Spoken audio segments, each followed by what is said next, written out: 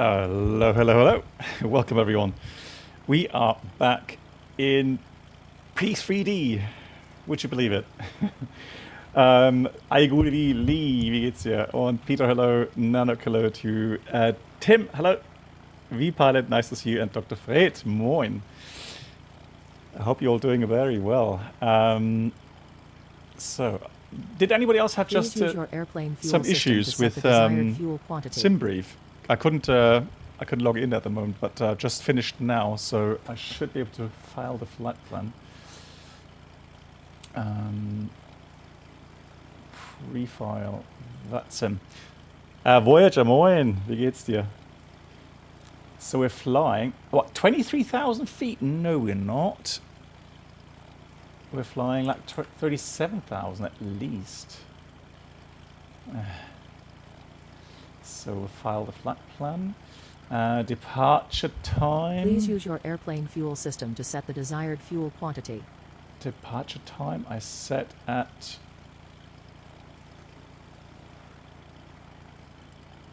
Where's my departure time? Hang on. Departure. Off block. 1835. Yeah, 1935. Cool.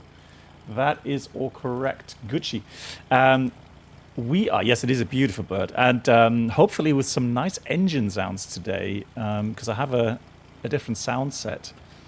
Sorry for the black screen, just had to start. Please use your airplane fuel system to set the desired fuel quantity. Right, let's hop into the flight deck. And this is actually quite funny, because, I mean, I'm used to the starting process of the 787, but somehow I've never really done a cold and start startup in the 777.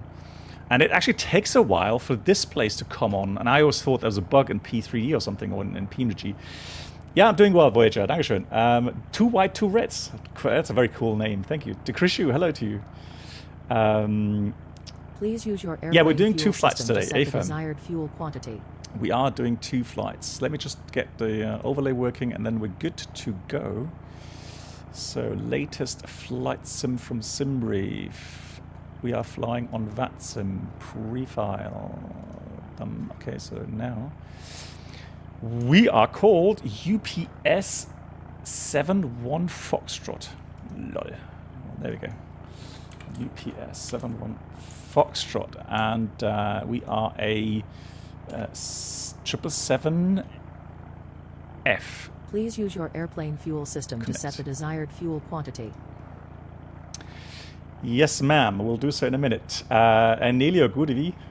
On YouTube, hello to Nabil, A380 First Officer. Hello to you. Nabil, yeah, how are you doing? Wolfgang, hey, good evening.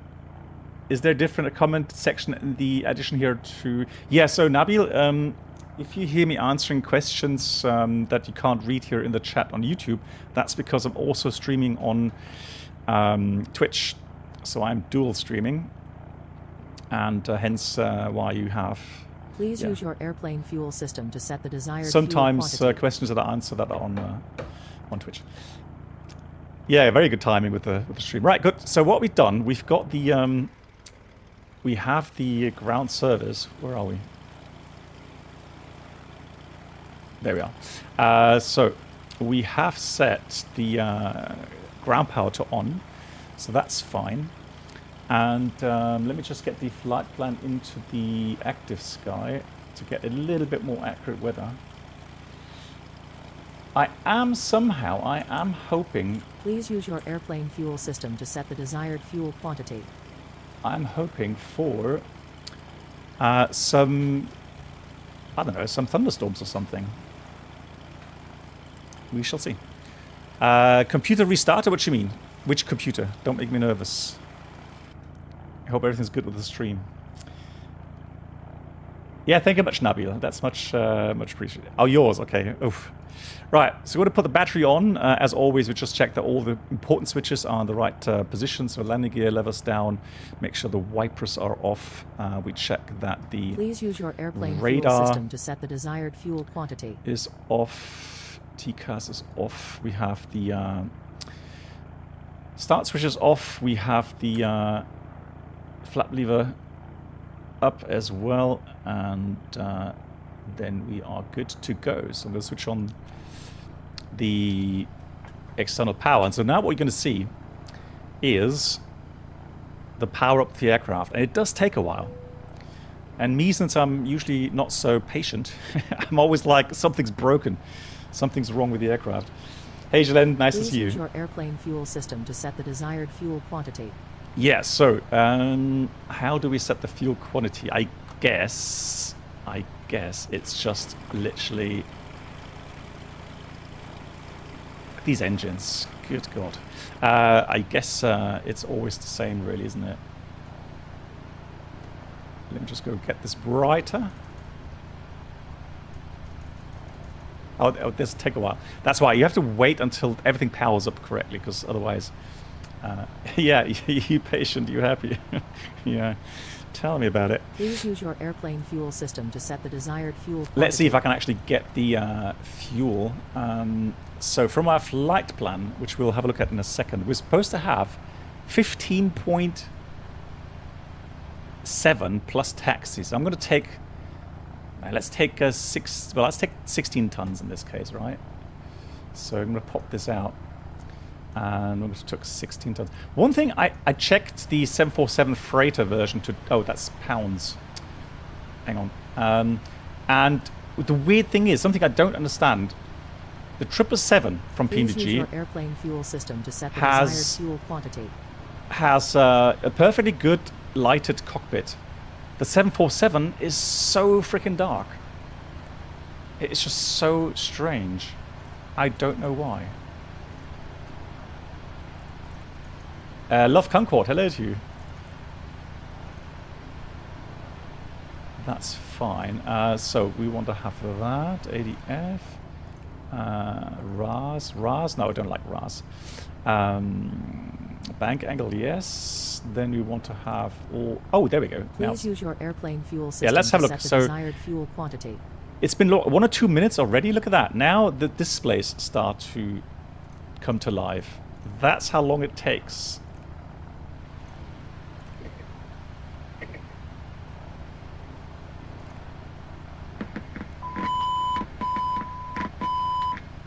Yeah, that's the order warning computer coming online. So it does take a while. Quite interesting. So let's do that. Display. So we want kilograms and centigrade, of course. Can't do anything else. Use no. your airplane fuel system to set the Track desired up. fuel quantity. No, we want heading up. So now I think we're Gucci. So let's do that. Is it faster in real life? I don't think so. I think PMDG actually made a very good simulation in that regard. The 787 does start up a bit faster, but it has. So the 787 is something where you already power up the aircraft by just plugging in external power, for example. So without even switching on the battery, just by someone plugging in the external power, this part of the system already powers up. So let's try that again. Fuel, we set 16,000 kilograms. Yeah, 16,000 is good enough. So that goes in there. And so now, I guess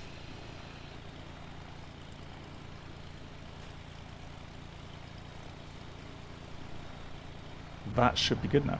Cool. Right, we'll start off with the overt panel. Adiru, interesting, right? On the A320 you have 3 of those, 3 switches. Here you just have 1.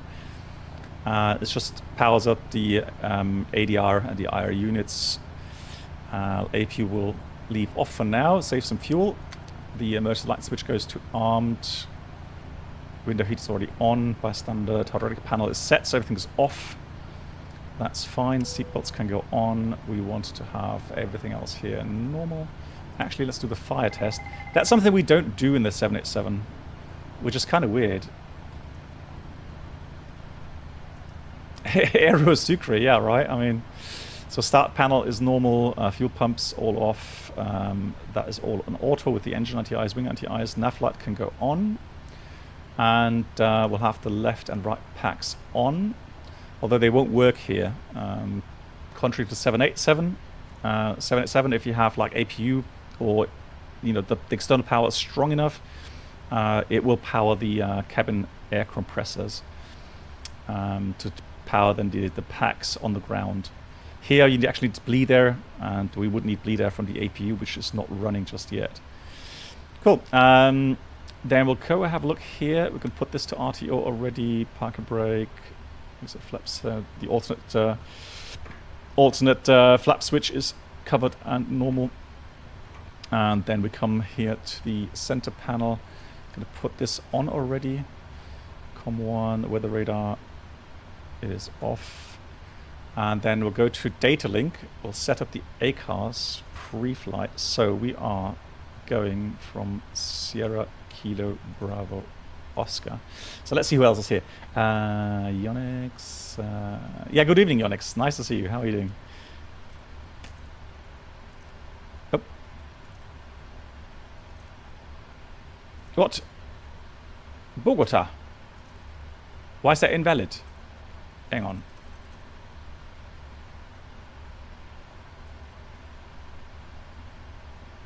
Let's try it. And let's go menu FMC. NAV data out of base. That can't be right. March 24. No, that's active. I don't know. That's a bugged message. That is the right database. Now that's how pros do it. Hello, Bob. You were too fast. It is the correct database. Yeah, I am excited for the 777 PMDG because that's now look, that's a reason. No, it's not. No. Look, it's just an error message. Look, today is the 5th of March, and that goes from 22nd February to 21st of March, 24. The date and time. Okay, let's have a look at the date and time. Let's have a look. So it's 1816.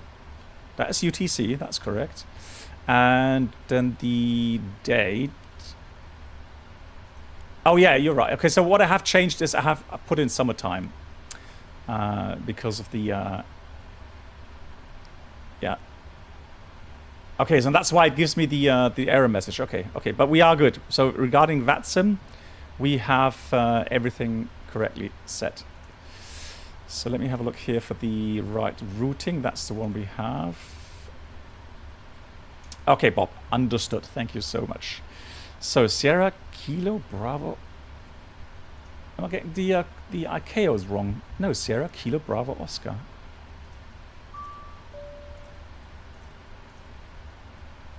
Origin. There we go. Sierra Echo Quebec Mike. And Laurie, hello to you. What is P3D? Well, it's from Lockheed Martin. And it's called Prepared. So Prepared, and it's a fairly old simulator, but I have to say there's still some great aircraft here. Oops, sorry, that's the wrong. Go on, here we go. So the PMDG 777, the 747 that we're flying today. You don't have those anywhere else, and they are really good simulators. So that's why I still do like the being in P3D from time to time. And with the 777 coming to Microsoft in the not too distant future, meaning a couple of months, that means I'd rather practice at the moment. I mean, we've spent so much time over the last couple of days in streams. Regarding the A320 and so on, but I do want to switch things around a bit sometimes. So that's that. That's good. Okay, so routing is uploaded. We'll activate it and execute it initially.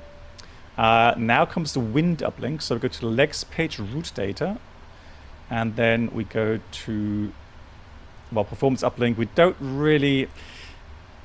I guess you can check it and maybe think about uploading the route performance or the performance values. I usually don't. So if I go to performance init, I will reject that data and insert it myself. Captain Wölfchen, hello to you. Got a splash. You have problems with the fly-by-wire. What problem do you have? Yes, Scarafas. Yeah, indeed. Yeah, don't forget about the FS Labs in P3D, which hasn't got much love from my side lately because you know of the A320 flying in Microsoft Flight Sim. But yeah, definitely, FS Labs is a very good. The autopilot, I click it and it does nothing after putting flight plan into MCDU. I would strongly suggest that you go ahead and check the, you know, some videos on YouTube how to set up the FMS and so on, and how. I mean, I'm pretty sure I even made videos on how to use the A320 autopilot system. Descent forecast. So we've got that. Descent forecast, that's all correctly set. Meaning we go to the legs page, route data, that's all set. Fantastic, so that's all inserted. Cool.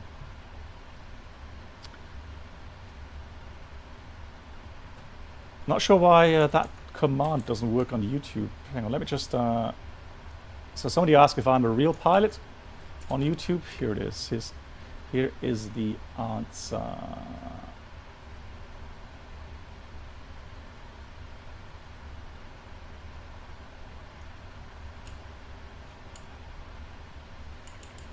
Hold on.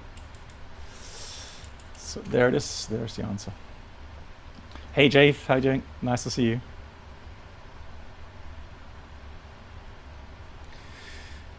Good. Next thing to put in is the. I always think that the Hayden. Hello to you. How you doing? I always think that the Boeing FMS is a lot easier to program compared to the A320 MCDU. The A320 is an aircraft that relies a lot more on FMS data compared to the Boeing aircraft. I mean, Boeing has slowly progressed in the same direction. So I guess the 787 is maybe a little bit of a,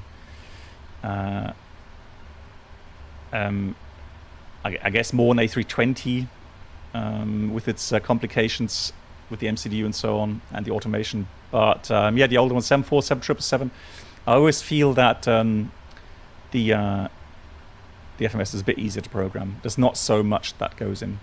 So let's have a look at the planned zero fuel weight. Actually, let's do it this way. Let me go and let's load that through the menu here. So payload. We're supposed to have 221. So that's about what, 60% load? 65. Oh no, 221. Okay, so maybe 75%. There we go, 222, that's fine. So we'll use that, go back to init, then we can just simply double click reserves. The reserve fuel is 5.2 today. 5.2.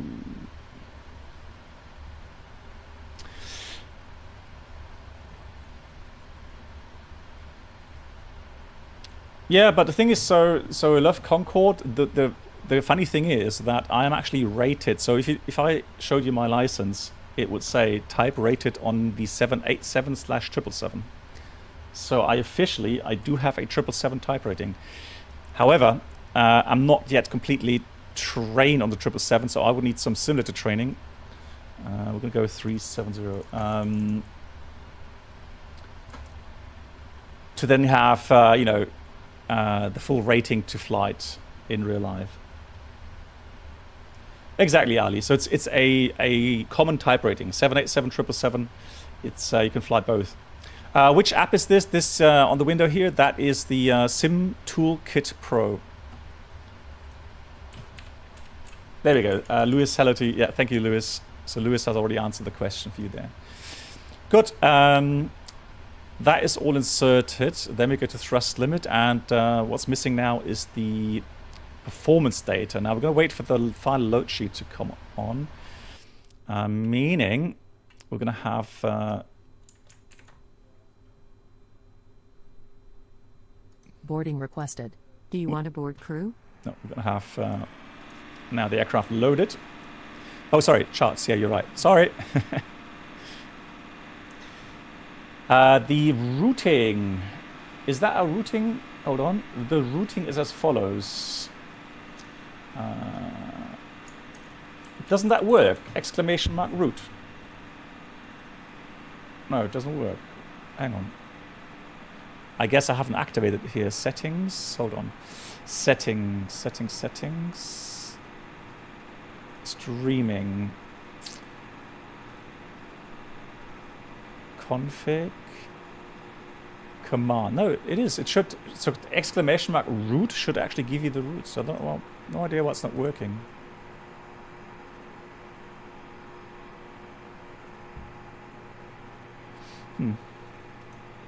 That is a bit strange.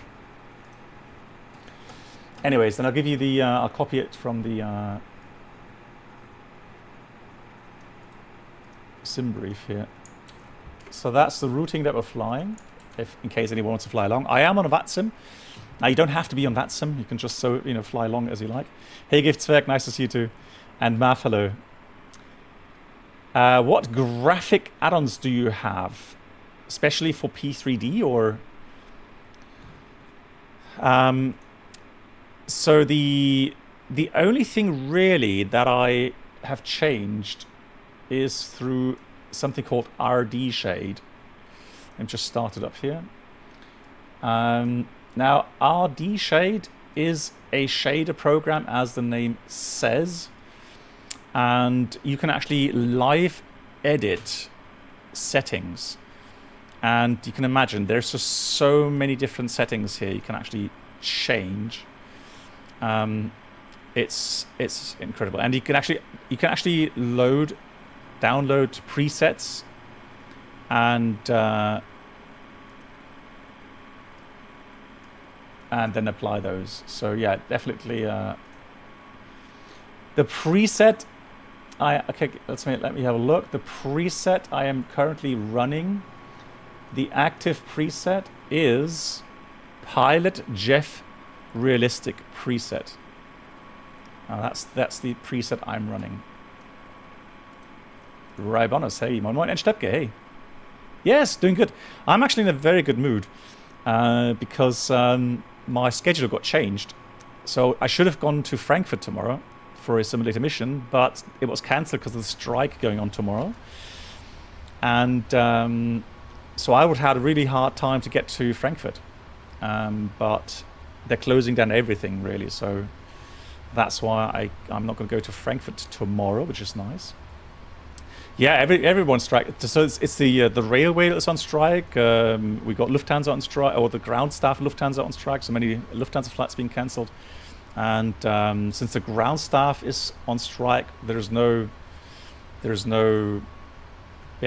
on the ground to look after, all of the systems and so on, including simulators, etc., etc.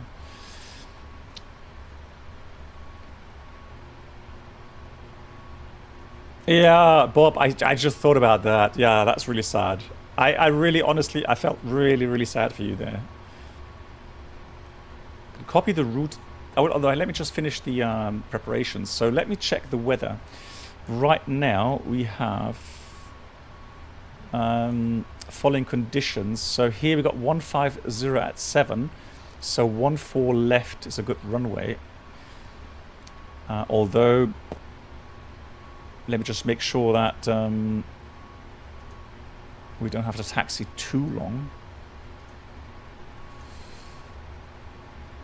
So let's check that. So 14 left is there. That's fine. That's all right. Yeah, we'll taxi 14 left, and then it should be a departure. No, those are the wrong departures. There we are. Yeah, that's the 14s. So the 1-4's departure, there go VAPOM for Romeo. And there we go. So that's what we're going to put in here. So 1-4 left. We're going to go to VAPOM for Romeo. And the exit point on the flight plan, it says the exit point is Orega. There it is, Orega. So I'm going to select that. Execute.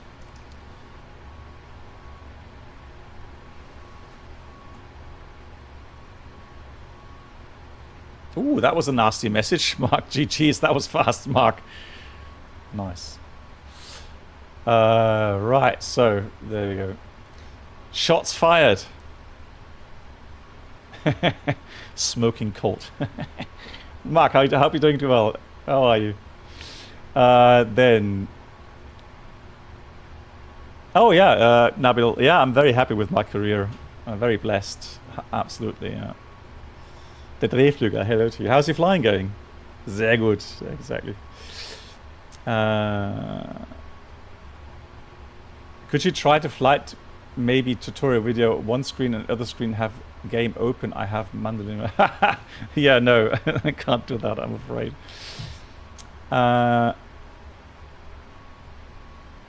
Yeah, so none shall pass. I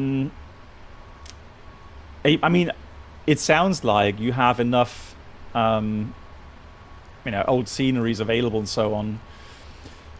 And surprisingly, now since the, I mean, at least for me, that since I invested some money to upgrade my PC, I have to say it's running amazingly good.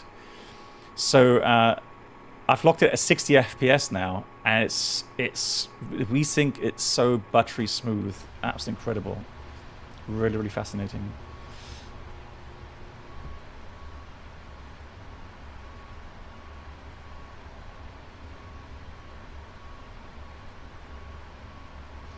Well, in general, so you know, let me make something clear. In general, I am absolutely against going on strike. I don't want to go on strike. I've never wanted to go on strike. It's kind of ludicrous in the sense that, you know, you're having a fight over pay or over working conditions with your company, with your bosses, and then the only way you can actually get some results, meaningful results, and improve your working conditions, improve your pay, is to go on strike. And it's become like a I don't know, kind of a must do. So, you know, not just in aviation, everywhere in Germany right now, it's like, if you don't go on strike, you will not achieve anything. And the issue is, it always hits the people that can't, you know, do anything about it. It's always the wrong people that are being involved, right? So yeah, for me, if it were possible without strike, that would be brilliant, but that's just not how it works. So we've done the that. So for the arrival, let me have a look.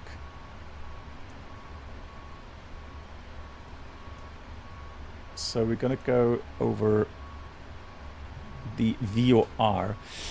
Quito. Now, if you don't know Quito, Jan, good Abend. Quito is a very interesting airport, high elevation, has some really fascinating approaches. You can see here it's in a valley, and look at the surrounding terrain, 21,000 feet MSA.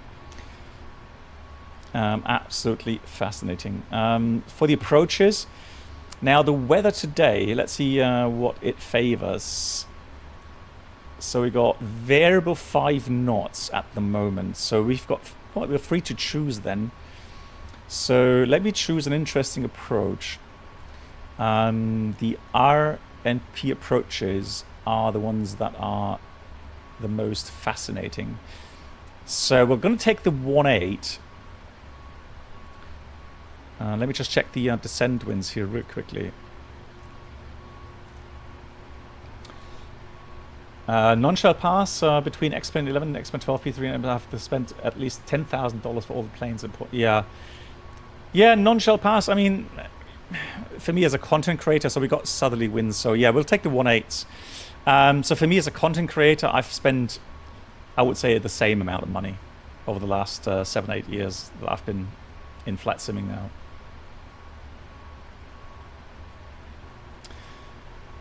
What do we? Okay, so what do we have for the 3.6s then? What do we have for the 3.6s?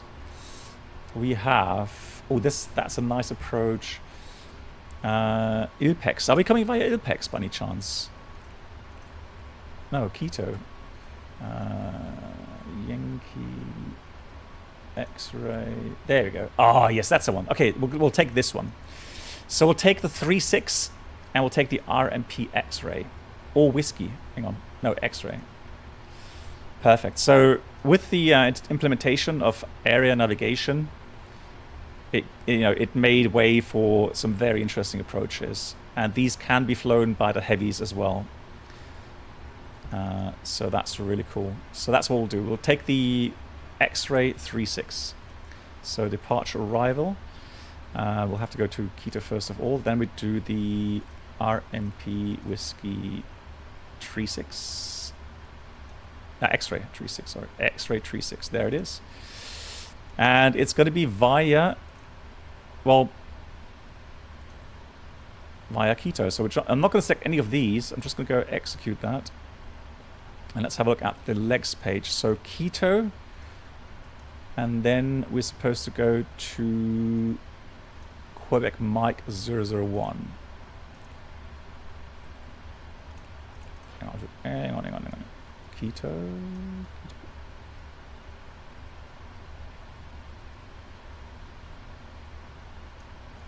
It's Quito. Where's my...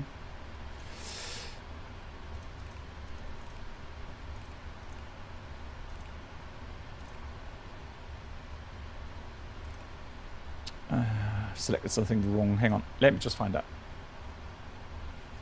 Arrival. Iguvu. Okay, so there we go. I guess maybe Iguvu is the arrival then, or the transition. Let me just check. So, let's try that again. So we got X-ray 3.6.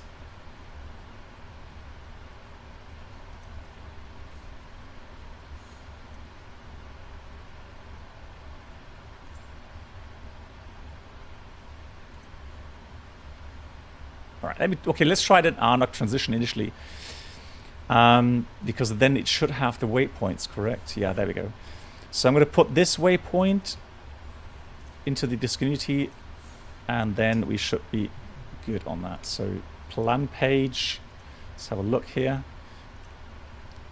There we go. So that's the arrival there. Look at that. Very nice. Oh, that's going to be beautiful. That should be excellent. Yeah, there's the arrival. Look at that. Cool. The weather in general. I'll have to show you one more time here. So forecast is scattered 3,000 at the moment. Forecast 2,600 broken 3,000. So it's going to be a bit cloudy. So we'll see. We'll see what active sky makes of that. But apart from that, there's no bigger threats. There's no thunderstorms, nothing like that. And the alternate is also, well, it's got tower and cumulus, but nothing really shower rain. Okay, that's okay. That's not too bad. Fantastic, cool. And Ike, hello to you. Yeah, I'm going to look forward to the engine start. It should sound really, really interesting. Pilot kit. This is not. I know it says on the category Microsoft Flight Sim, but we don't have a category P3D, so I have to use Microsoft Flight Sim. No worries. You don't have to be sorry. You couldn't know. But it says in the title. It says P3D. Yeah. So hopefully that people will see that. Yeah. Hey Adam, how you doing? Adam, are you still using P3D mainly, or Or have you converted? Because I know that a lot of people have converted to Microsoft. There we go. All right, so that's all set. Cool. So I'm going to put terrain on here. Terrain on this side.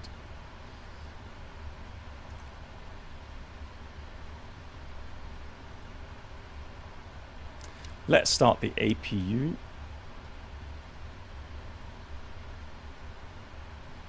Okay. Yeah, I'm just wondering. I mean, I did try version 6, and you made an excellent video on how to get some of the aircraft working in version 6. It's just a shame that nothing is really happening with version 6. Yeah, the wing views. Let me just have a look if I can store these. We'll use that one there, and then we'll have the engine left side. There we go. So some nice wing views as well. Cool. Man, this aircraft, I mean, the 787 is beautiful as well, but this is really, really nice. Love it.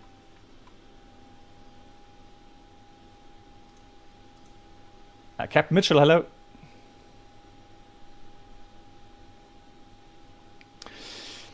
So the community in P3D are still doing some good stuff regarding version 6. Okay.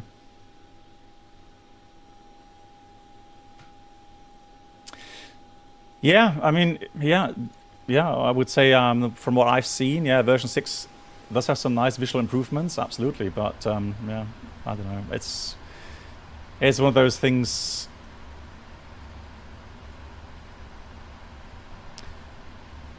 Right, so we've done that, we've done that, we've done that. That is all finished. Let's do the how do I get to my EFB? There we go. So let's go performance. We're going to load the FMC data. We'll take one. Oh, see, that's still old database. Can I hang on? Can I just update the system here? Just let me have a look. Don't I want to? Let's scan the database. Yeah. So Howlitzer. Yeah, I had the same. Yeah, I had the same issue prior to stream.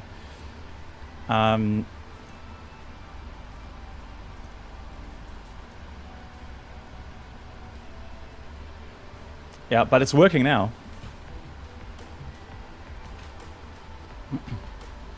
Phoenix update has blown airports file Heathrow and VATSIM. Really? Oh, you mean like the traffic? Oh, okay.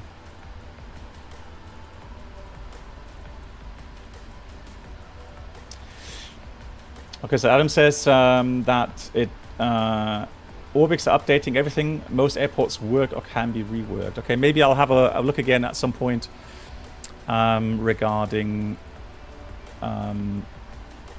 version 6 at some point. Eagle Motion, yeah. Right, so I've scanned the database again. Let me just check whether or not it's better now, performance. If not, it doesn't really matter. Okay, we'll take 1.3, that's fine. So the left, it is dry runway. The wind currently 250 at 12. Let's show the keyboard here. 250 at 12. We have 18 degrees. Although it says 20 on the METAR, and 1026. Cool. Takeoff. Oh, that's still in pounds, for crying out loud. System page. Preferences. Kilograms Celsius. Save. There we go. Yeah, but it's 1.4s now, Bob. The chart's at 1.4, so I think the variation has changed, that's why. So let's have a look. Total charts. Complete.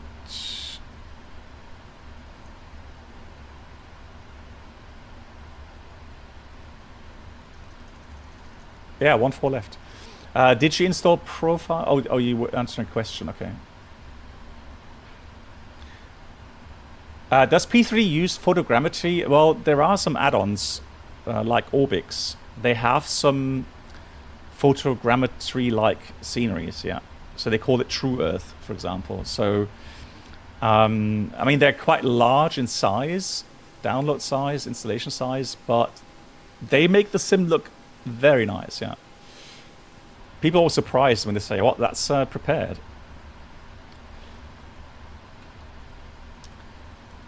Good. Which part on the right?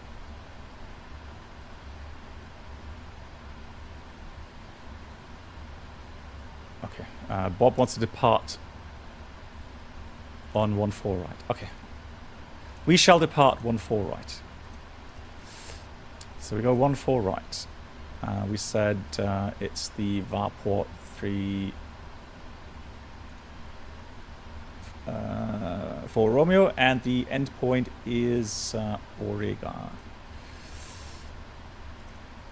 Execute.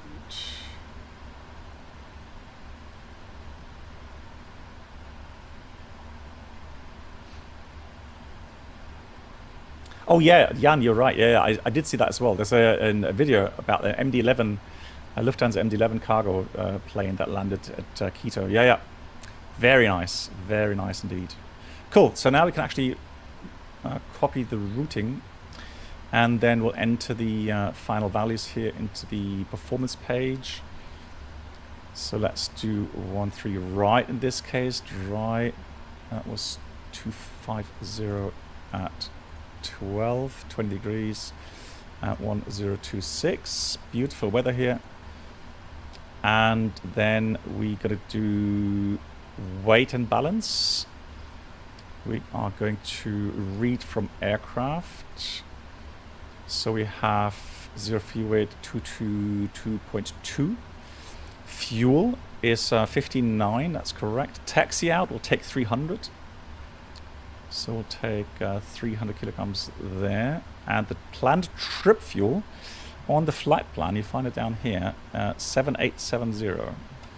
So 7870 complete. So the takeoff weight should be 237.9. 237.9. That looks good. Okay, cool. CG 25.5. Thrust rating will take, well, it's a high elevation airport. I think we'll take takeoff. And then optimum PAX auto anti-ice can remain off. And I think condition dry. There we go. Now we can calculate that. The RMP 32 left, right in Bogota is also fun.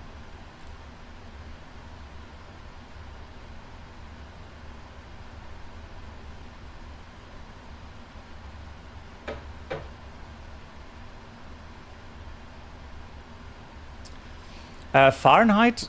No, Celsius. Celsius. So everything's set here at Celsius. I don't know why it's showing here 20 degrees or 16 on the...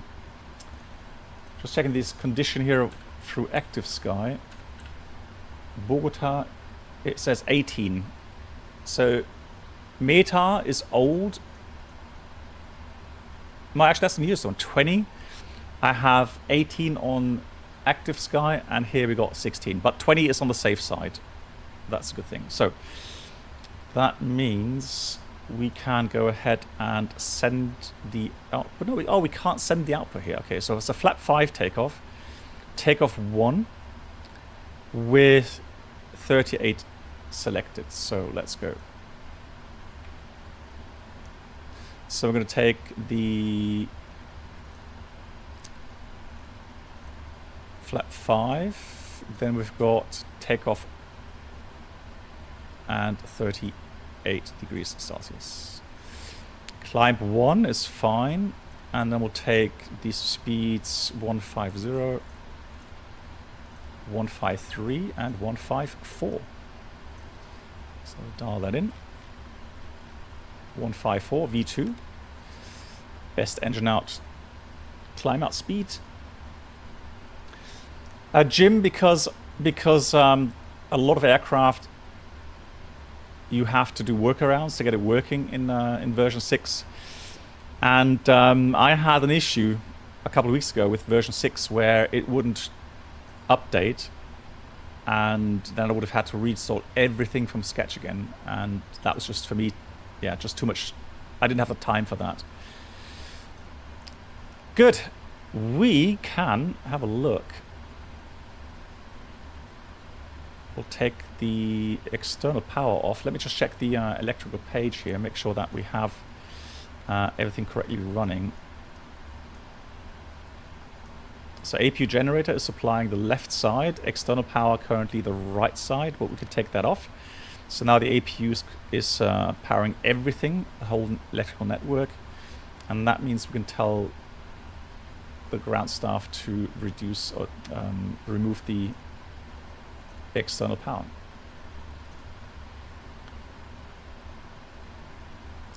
Good. One thing that I like here in the PMDG 777 is the electronic checklist. That works really, really well. So the normal checklist works excellent, and the abnormal lists work as they should, and that's really, really good. I really love that.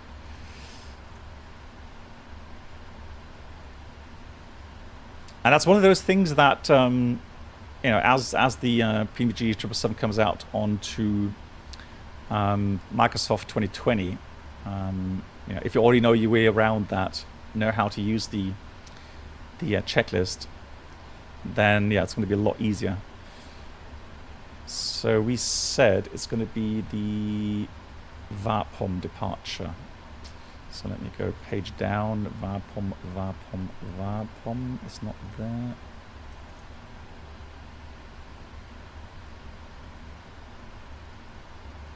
There. VAPOM for Romeo. There it is. Complete.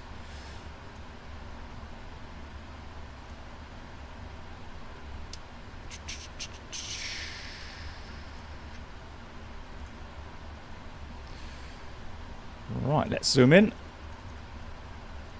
So we'll take 1.4, right? It's now 1.4. It'll probably say 1.3 in the sim here because they haven't updated it for a while. Yeah, and a working weather radar here in P3D, yeah. Absolutely. It won't work in Microsoft, but, you know, here it does work. So we're going to go and climb on course 135 till 8,900 feet. Sounds like a lot, but the elevation is already at 8,300 feet. So it's like 500 feet above the ground. We turn right and direct to Bravo Oscar 908, max 205 knots, 11,000 or above. Let's just check that. Yeah, correctly programmed. And then we continue via the transition to VAPOM. So it's going to be SOA 527. That's going to be below 170 below, or 17,000 below. So the thing is that while if we're doing an a VNAV descent into an airport, and we have all of those restrictions shown on the chart, and also we check that they are implemented correctly into the FMS, we can use the VNAV function. So it'll either say VNAV speed or VNAV path, and then the aircraft will actually level off at the restrictions, or will try to meet the windows to descend through. The problem is on takeoff, we are not allowed to do that. So on takeoff, we actually have to set the value, unless ATC clears are different, but usually we'll set the highest available value. In this case, it's actually 17,000. So even though theoretically you could fly this in VNAV all the way up to the top altitudes, we're not allowed to do that. Is P3 better than Microsoft? I wouldn't say better. There are certain things that are better. There are certain things that you know, that are more mature here in the sim. Yeah, and like I ranted on again a bit on in my last video that I made about the Phoenix Block 2 where I hopefully make clear I don't blame the Phoenix devs for the issues. It's more a Microsoft 2020 issue that they could fix, but they have actually openly admitted that for the main audience, which is the gamer fraction, not the hardcore flight simmer fraction, it's not worth the money to invest to make, you know, a proper aerodynamic model, you know, already base model regarding inertia and so on. So that's why if the add-on makers don't change certain things with an external model, your 747, your 777 will feel like a Cessna 172 when you're flying it. It just doesn't feel as if it has the same inertia level as a little Cessna. So it's just one of those things, and you can not care, which is perfectly fine. There's people that will not notice, which is also perfectly fine. You know, you're spending money, you're spending your hard-earned money on that platform, and then, you know, if you're happy, perfectly. I'm not saying that's the wrong thing. I'm just saying that, you know, there's also others that care more about, you know, proper simulation regarding weather radar, inertia, aerodynamics, and so on. Yeah, hopefully, yeah. I think a lot of people are putting that hope on to Microsoft 2024. We'll see what it brings. Hey, baby Boeing. Yeah, the thing is, so without going too much into these little things regarding the different flats and platforms, but when I saw the announcement from Microsoft 2020, I think it's about 4 years back now, isn't it? God, time flies. I thought, okay, that's it for P3D. I thought P3D is going to have a hard time if they don't do something drastically regarding, you know, the visuals, maybe also regarding aerodynamic model and so on. If they don't drastically improve on that, then the add-on makers, they will move to Microsoft Flight Sim, because that's where the money is going to be made, not in P3D. And unfortunately, that's what happened. So X-Plane is improving their models and their fidelity and so on. It's not for everybody's liking, but I do think X-Plane 12 has a good future. But yeah, now we're stuck with Microsoft 2020 with all the problems that it has, and we'll see. Anyways, so let's go through the first checklist, and that's usually the cockpit preparation checklist, or pre-flight checklist, I should say. So oxygen, we'll test it here. 100%. Flight instruments, we've got the heading at 046, altimeter is 1026, 8,260 feet.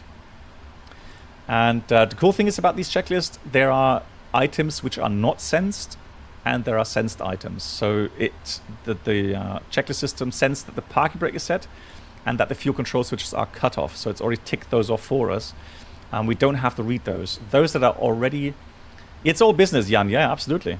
You can't blame them for maximizing profits. I find it's a bit of a shame, but yeah, I can't blame them for doing it.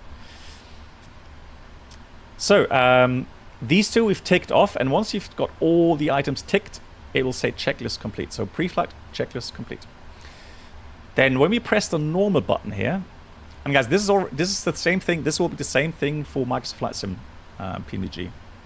So you can do two things now. You can actually clear the checklist by pressing the checklist button again here on that panel. So it says checklist.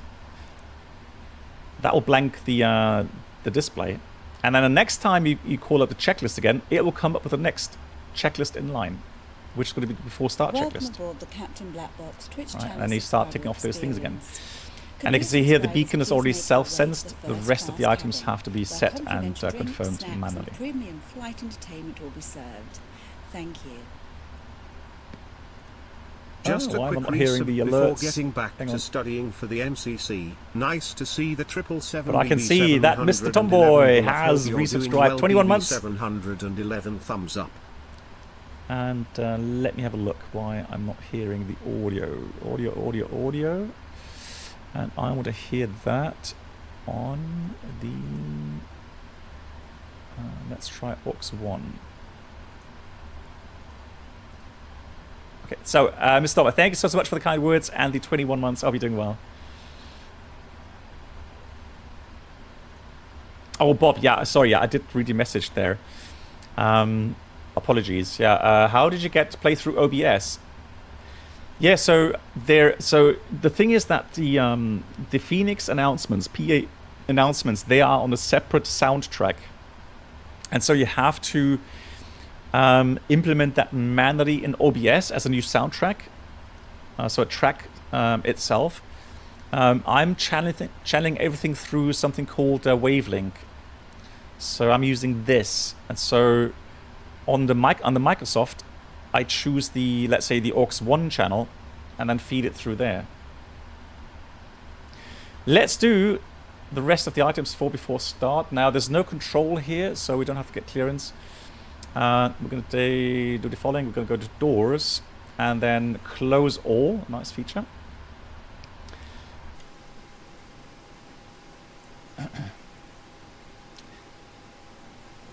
Yeah, if you look at the Microsoft sound list, so all the apps that produce a sound, there will be something with Phoenix or something like PA announcements, and you've got to take that and channel it through whatever you have set. Nice, all the doors are going, that's fine, and everything's closing, fantastic. So we've got the parking brake set, so we can go and also get the chocks removed.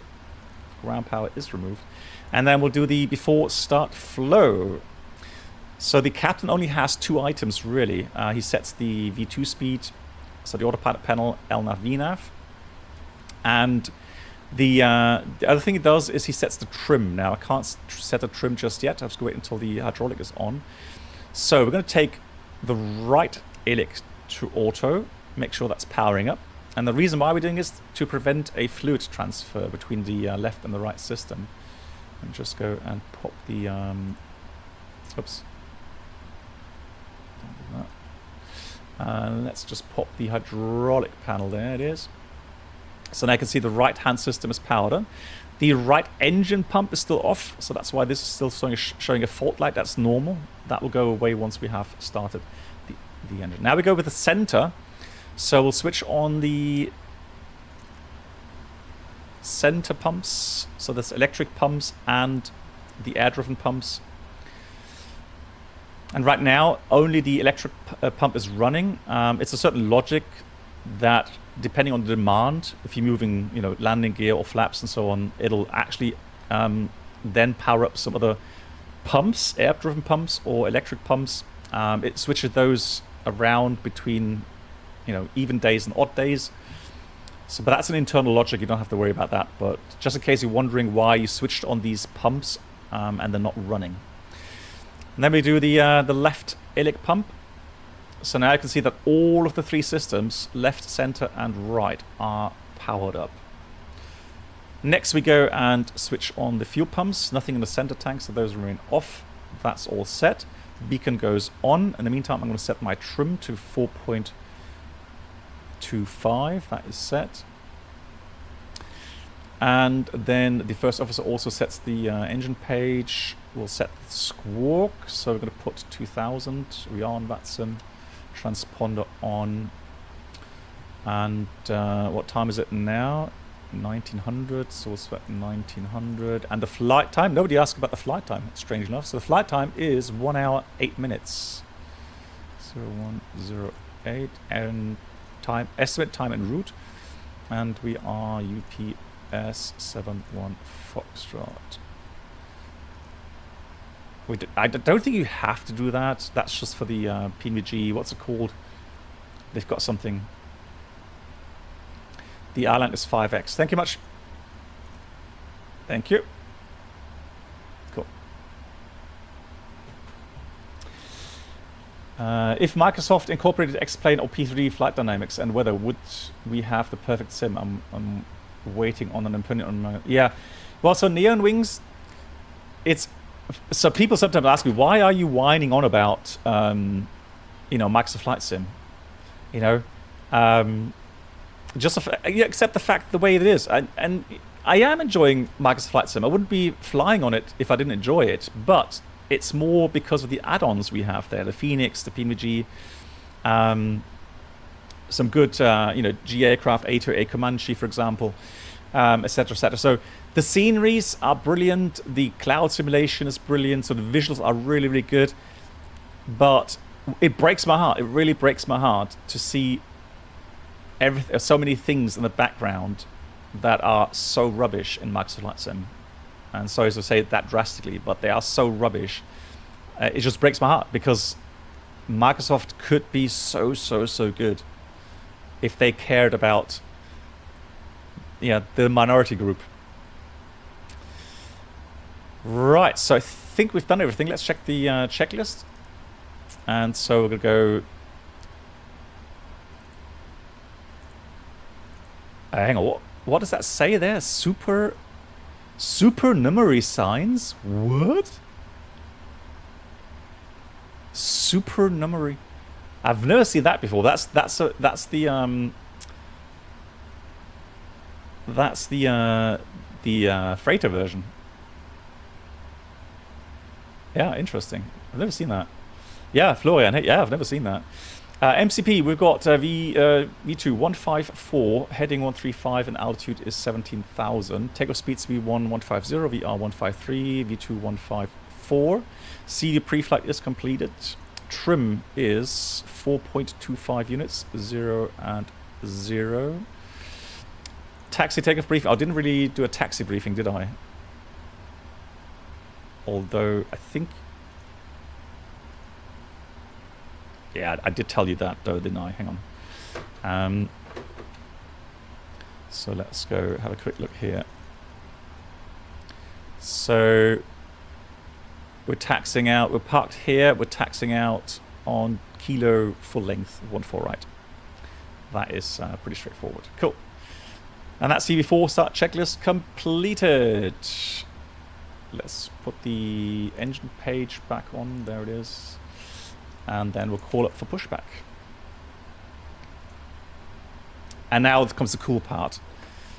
Now comes the engine start. And that's something, I'm sure that a lot of you have been on an airport, maybe even in an aircraft or boarding an aircraft, and somewhere nearby a 777 started the GE engines. Hey, mathematics. Nanik. Okay, no worries, Nanook. Thanks for watching. Thanks for tuning in. Take care.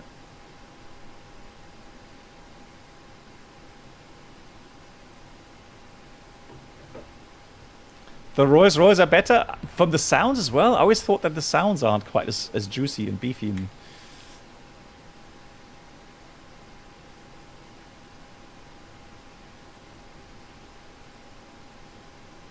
Avengers S is unfortunately not. Hello, Captain. We are ready for pushback. Always at a pier full of region airplanes. Guys, I'm going to dial up the sim sounds a bit for the engine start. So I'll turn it down once the engines are running, because it is going to be loud. Departure check is completed. Bypass being inserted. I guess I can dial down GSX a bit.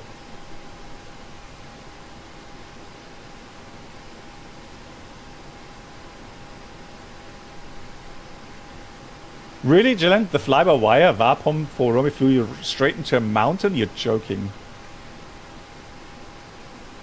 That's a nice pushback truck. Diesel only.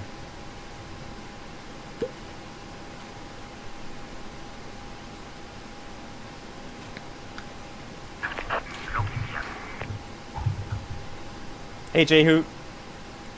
Let's quick edit, because that's something we need to make sure that we get right. We're going to go this way.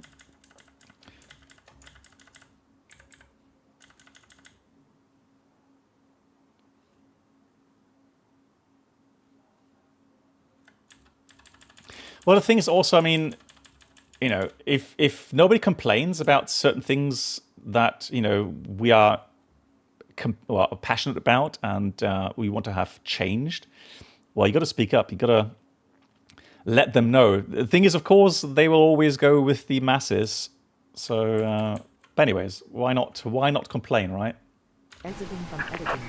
Please wait. Brakes released, ready for push. Yeah. So we don't have to switch off the packs manually. We can leave them running. And here we go. Start right engine.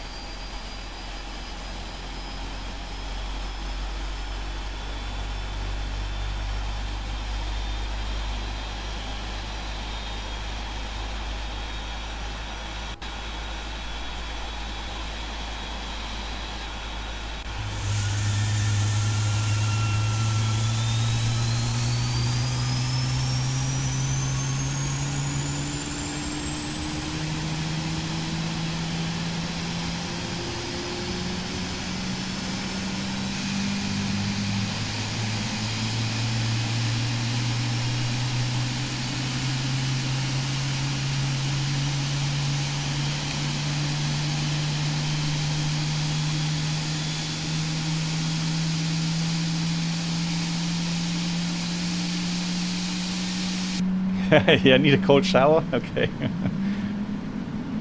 Oh, I love those sounds. So good. Starting left engine.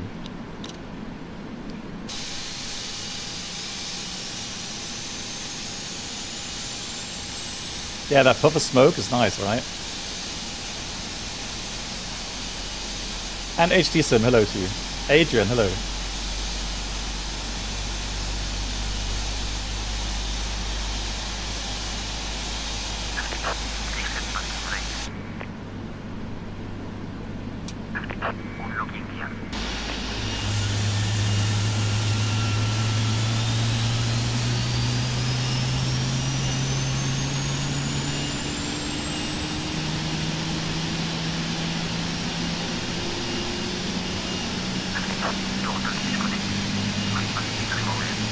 And Delta DCS, hello, idiots.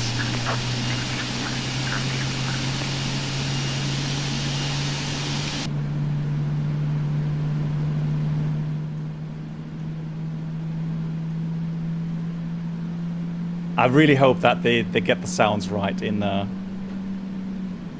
Microsoft Flight Sim when it comes. Good. Now, we just checked that we're going to have all of the lights off. Packs will power on any moment now, once the engines have started. So the after start items, or before taxi items as they're called here, I'm going to take the APU to off. The rest is pretty much set. I'm going to put on some lights here already, taxi light. Then I'm going to set the flaps to 5. And then we'll do a flight control check.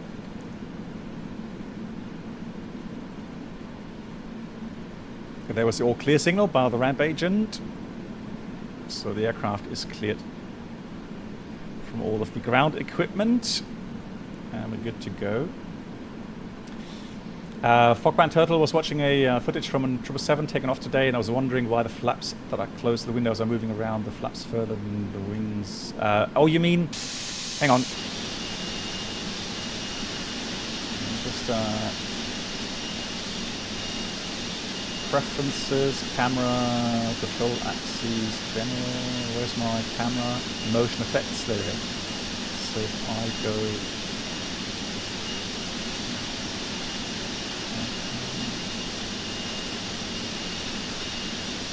there we go.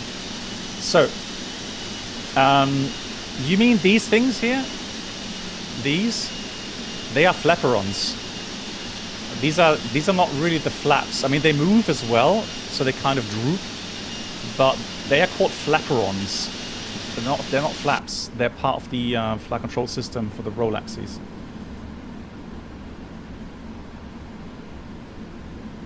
Yeah, flaperons, exactly. And I've seen some interesting video recordings on Instagram even, where they filmed the flaperons from the passenger cabin, obviously, during turbulence. And there, they're actually moving around extremely quickly. So they would be like going like, you know, like this, that fast, trying to compensate the turbulence. Very cool. Good. Let's do a checklist. Before taxi checklist. Anti-ice off. Recall is checked. You're gonna leave the recall as it is, so just press it once now. Make sure that TCAS is off, and that will remain visible until you switch it on for lineup. So that's kind of a reminder prior to lineup to switch on TCAS. Flight controls will check, ground equipment clear, and that's the before taxi checklist completed. Alex says if you go to an Autoland and watch the flap runs on the PMDG, they move a lot. Okay, nice. That's a nice touch. So clear left side, clear right side, and off we go.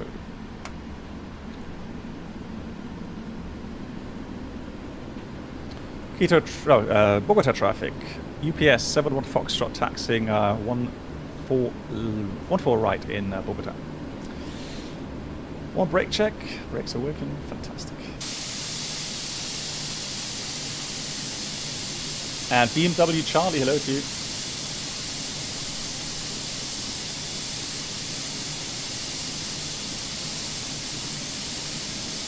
Howlitzer, yeah, I mean, sure. I mean, especially if you're not flying on VATSIM, obviously, yeah, sure. You know, you want to get rid of the discontinuity unless it says vectors. So that if it has like a discontinuity somewhere and after the discontinuity it says vectors, that's fine. But otherwise, yeah, try to close the discontinuities and do it in a way that it makes sense. Hey, Carbon Bell, how you doing? Nice. Greetings to Halifax. Thanks. So, yeah, enjoying a good old P3D stream today in the beautiful 777.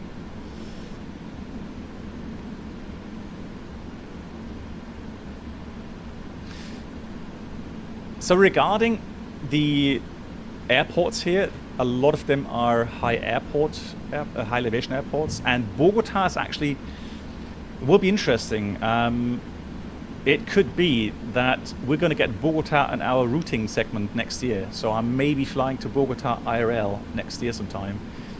And one of the big things, especially for the 787, is performance. So engine out performance.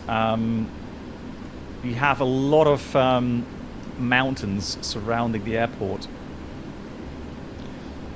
So as we fly in, yeah, in case of missed approach, engine failure, and so on, yeah, and even takeoff, you have to, you need ample power to get the aircraft airborne and flying, especially single engine if you get an engine failure. Still looks good. Yeah, I like it. It's with some good scenery. Yeah. Hey, terrain ahead. How are you doing?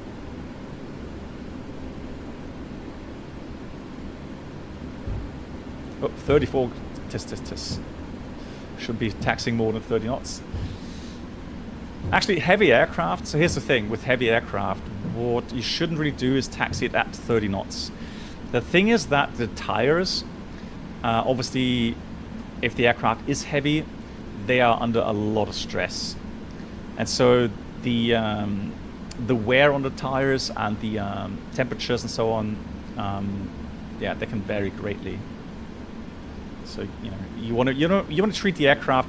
So this is one thing. So pilots actually care a lot about the environment and the aircraft itself. So even though the aircraft is only borrowed, right, when you fly it from A to B, and we got brilliant maintenance staff to look after the aircraft and maintain it, nevertheless, it is kind of a job ethos to, is it ethos in English as well? Where you take pride in, flying as efficiently as possible. So you try to not waste fuel, i.e. fly economy speed, fly direct, try to ask ATC for direct routings, try to get the descent correct, so not descending too early, not too late.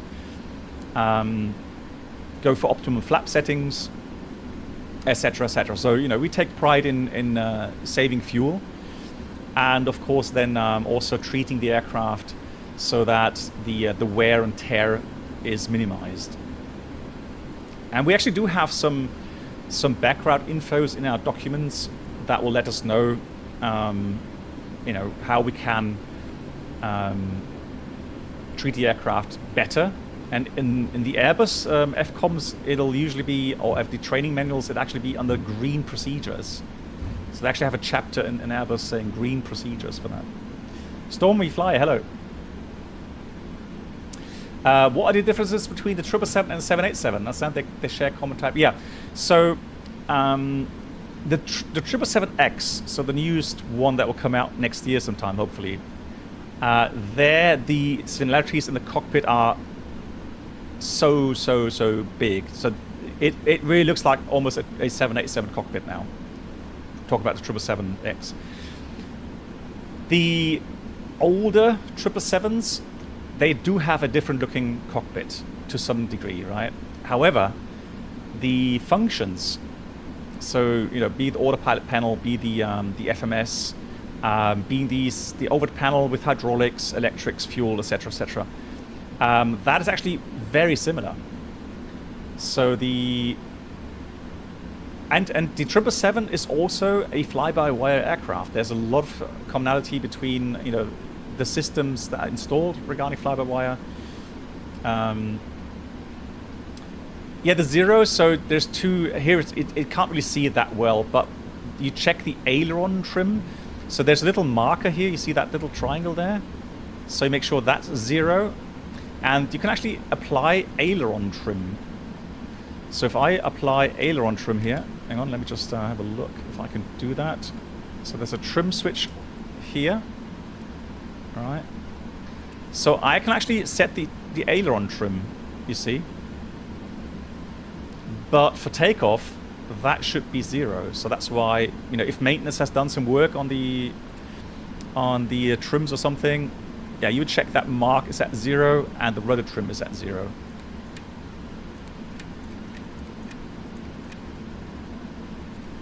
There. Oh, it's right click. There we go. Where's Yoda? I think Yoda is very busy working IRL, so. Cool. Normally we would have cabin ready, but this is a freighter, so we won't get cabin ready here. So we're going to read the before takeoff checklist. Before takeoff checklist complete. And the other crew member will say checklist complete. So now let's put the TCAS to TARA. Let's make sure we have nobody on final. Bogota traffic, UPS 7, 1 Foxtrot lining up departing, 1-4 right in Bogota. And then we'll enter the runway. Strobe lights on. The landing lights on. We're going to start the chrono. Check everything's set. Looking good. Left side clear, right side clear. We identified the correct runway. Oh, they've changed that. It is 1-4 right. That's interesting.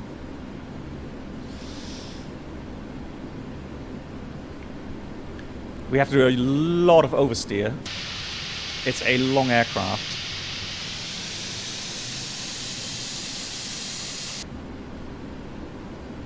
So the idea is to get the runway track and the aircraft nose gear on the center line.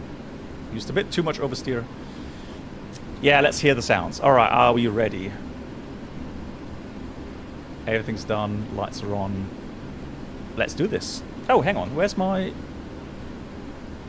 Well, got on lovely jeans, but I'm sure you want to see the jeans. We'll see where we go.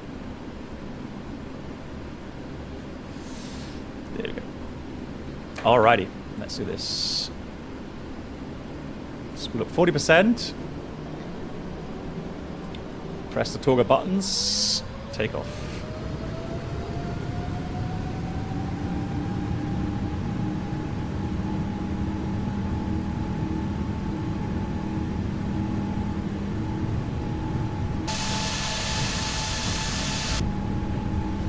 Nice. Checked. Throttle hold. So high elevation means the aircraft acceleration is less than what you would have at sea level. But 777Gs, they are very powerful. Absolutely incredible. But still, look at the takeoff run. And look at the acceleration here. Rotate. Long aircraft, careful not to tail strike it. Especially in thin air. There we go, pause the rate. Gear up. And then we pitch for the V2. LNAV. This is something, guys, so this is something you don't see in any other aircraft. It has here something called fly-by-wire, and that's actually the speed trim. What does that mean? It means that that is the speed at which the aircraft will pitch to. And here in the flight sim, it's actually a good thing, because now you would know where you have to trim in order to let go of the yoke and have the aircraft nicely trimmed. Now we are accelerating, so here comes flaps 1. And now I'm trimming the speed forward. So I'm using the trim switches on the yoke. And I'm trimming forward so that I can let go of the yoke and the aircraft is nicely trimmed. Which yoke? Here, this yoke here. And this one in the sim as well, obviously.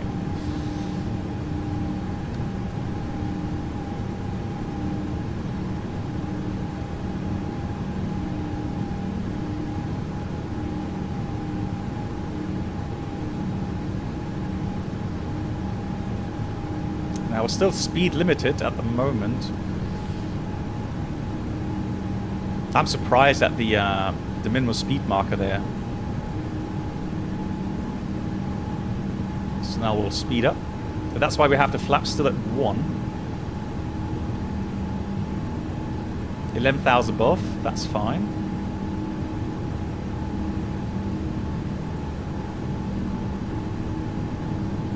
Now look at this rain. Now I'm going to put the autopilot on. I'm just going to trim the aircraft here quickly.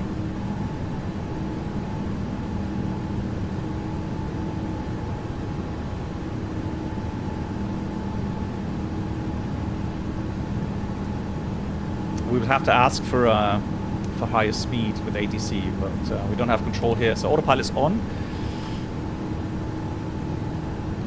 And the speed restriction, yeah, it's now gone. So if I go and close the speed window again, now we have command 260 knots. Flaps coming up.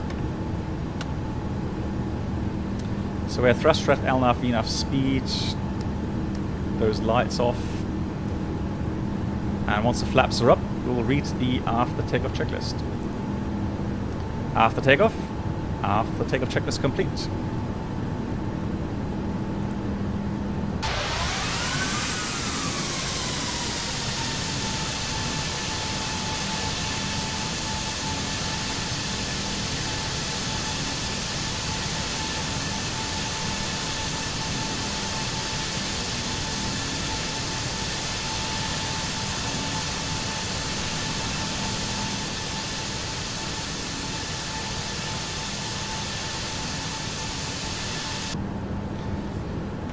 So fascinating terrain there, it's so high. Very nice. And then imagine if you have thunderstorms around, it can make your life pretty difficult. Since we are already 16,000 feet now, we're going to have to respect the 17,000 feet limit. Actually, that's already behind us. It's already past that restriction there. So we're going to go climb up further now. And we can go all the way up to 370. Yeah. Optimum today, let's have a look. Optimum is found here. So optimum 366. And recommended, that is usually the optimum flight level for the next 500 miles. The max is 380. So 370 is definitely a good flight level to climb to. Here comes transition altitude. Put this to standard. Standard set. BMW Charlie, I don't know if that fly-by-wire trim indicator always shows, or if you have to activate it here in the FMS, so the MCD option settings.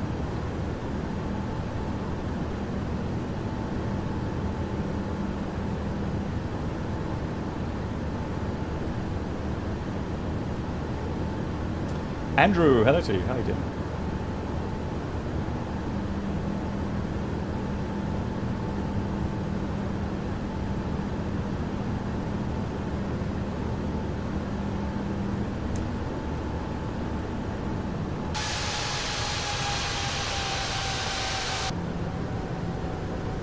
So it's in VNAV path. Oh, was that another restriction? Did I miss that? Hang on. So there was another in between. Oh yeah, there we go. Yeah, between level. So I should have put 200 as the FCU altitude. That's fine. Okay, we'll level off. And then if you want to clear that, we just press on that altitude knob. And then if you have a look at the VNAV page, it always tells you then VNAV page if there's a restriction. So that next waypoint at Bravo Oscar 527, that's the restriction. Now, if I press it once, it will clear that vertical restriction out. But the next restriction is at Bravo Oscar 552. So now it has switched to the next one. So I have to press that again. Then VAPON was also level to 100. So press that again, and there it says 200 or above. So now it says, okay, I can continue now, climb to my cleared flight level.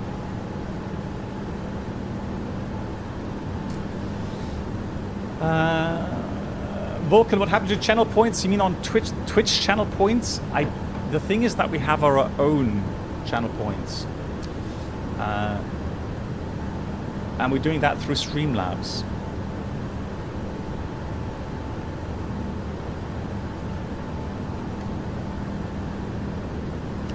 Yeah, cloud simulation is something which depends on the clouds that are being simulated. So sometimes beautiful, and one thing I do like is when you have thunderstorms. So they actually do show in the sim, and they actually will show up on the weather radar as well. So if you switched on weather radar, and if there were any larger precipitation areas, they would switch on. That is something that's really, really missing in Microsoft Flight Sim, because I've said it so many times on my streams. If there's one thing that spices up the airline pilot's life, it's weather. It's not failures or good God. Imagine if you had so many technical failures that that would be the spice of being an airline pilot. Good Lord, you wouldn't be able to reach the age of 45. So the biggest. Oh, hello. What's happened with the speed here? That's interesting. So the okay, we'll just set that at 3 or 5 now. So the spice in the daily life of an airline pilot is weather, and be it gusty winds, be it thunderstorms, jet streams, etc., etc. So that's really the key daily essence that we have.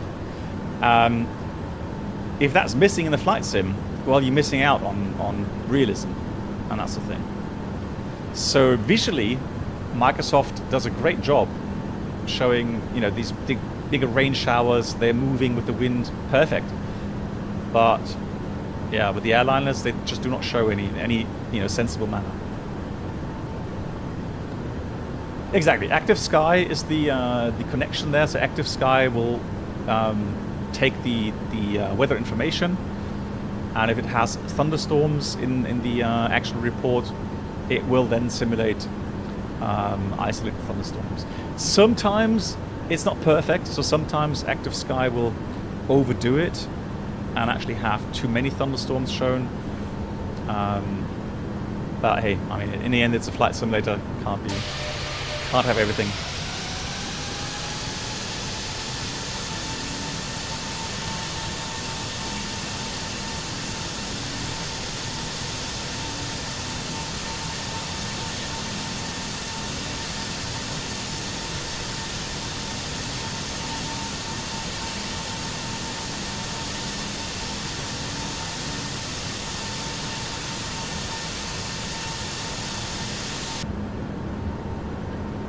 How would you fly long haul in the aircraft one day when you have time? Would you be really interested in to learn more about ETOPS?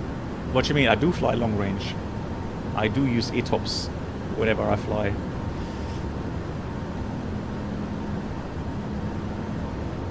Yes, of course, you can fly this using a HOTAS stick. I've done this at the beginning. So this yoke, I've not had all the time. This yoke I got sponsored from Thrustmaster at some point. But before that, I always used the Warthog Thrustmaster joystick. Vlogzap, hello. Yeah, so you can definitely, and there's nothing wrong with it.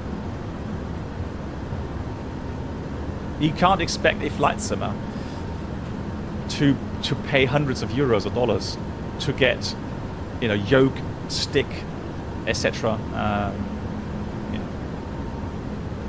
ETA, it shouldn't be that much longer. It was only an hour and 8-minute flight here. The next one will be a bit longer. So the second flight will take the 747 from Buenos Aires to Santiago de Chile. Beautiful routing. So right now, 2025, about 50 minutes, 50 minutes.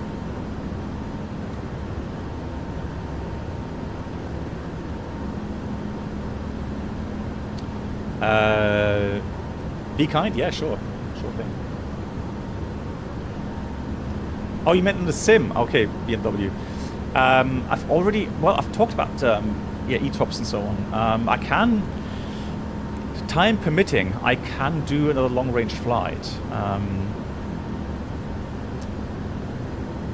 Yeah, why not? I can maybe do that over the next couple of weeks sometime, because I have some more free time coming up. So yeah, why not?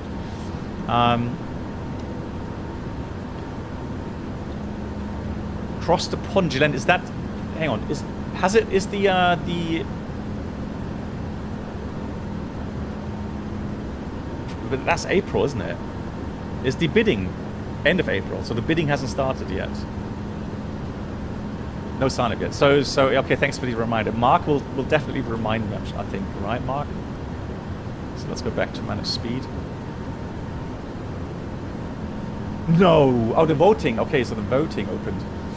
Across the pond. Let me see. Okay, let me see if I can vote. Do you have a video on ETOPS? No, not yet. I mean, ETOPS. So I'll give you a quick explanation. Let me just get my iPad, guys. I'll give you a quick explanation. Nothing too boring. Just some basic facts about ETOPS.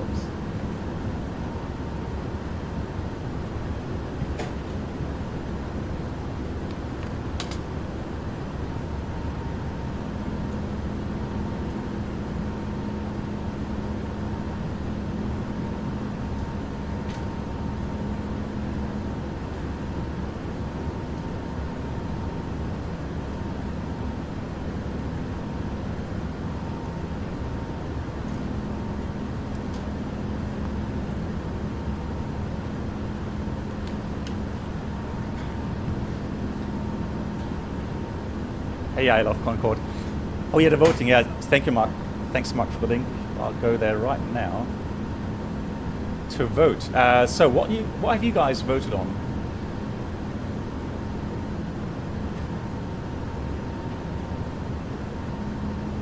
There's the link. So I love Concord.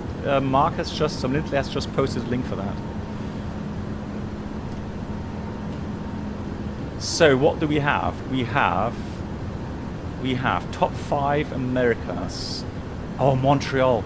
I'm going to fly to Montreal hopefully next month in real life.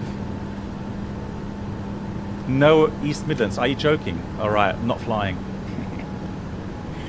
All right, level 370, be enough path. Or Riga, fantastic. So you did what? You picked Montreal. Cool. So I like Vancouver. I do like...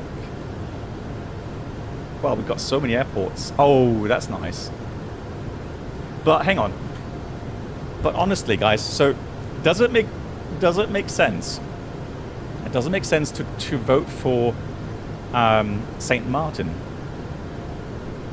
because it only has like 5 or 6 parking spots for the heavies. I mean, it's a beautiful airport, don't get me wrong. It's a great airport, but that means that you have to have the people land and log off as quickly as they can once they've reached the gate. So yeah, and the approach, and another thing, guys, so I know you guys, you are all excellent pilots. I know that you know, you can manage those non-precision approaches there, right? I have complete faith in your abilities.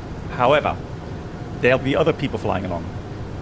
All right, so they don't have your, you know, skills, right? And they are going to mess up the landings. They're going to go around. They're going to go, you know, fly off in the wrong direction and so on. So the thing is, if you fly to St. Martin on across the pond, you better have some extra fuel. Capitan, what do you mean? Come on. So I'm not sure if that's really a sensible airport to vote for, even though it is a beautiful airport. Seattle is, well, it's not bad. New York is a standard airport, right? It's an interesting airport, I guess. Also, you know, big airport, but we've had that so many times. So actually, I'm going to vote for Montreal. Oh, hang on, you only have one vote. Oh no, hang on, second vote. There we go. So Montreal. Then I will go with Calgary. That's also an interesting airport.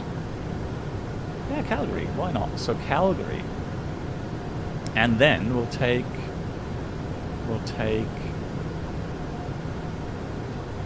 Don't know many of. Well, I'm sure I've been to these Recife, all interesting airports further south.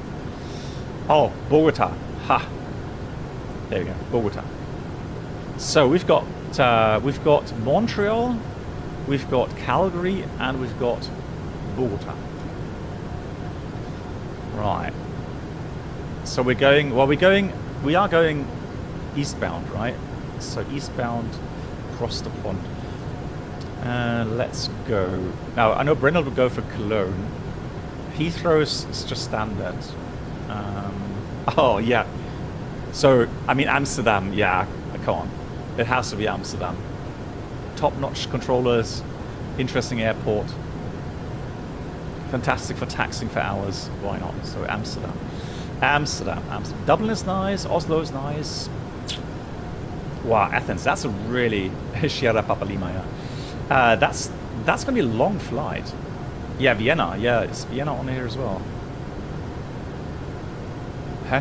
Am I blind? Where's Vienna? Roma is nice. Ooh.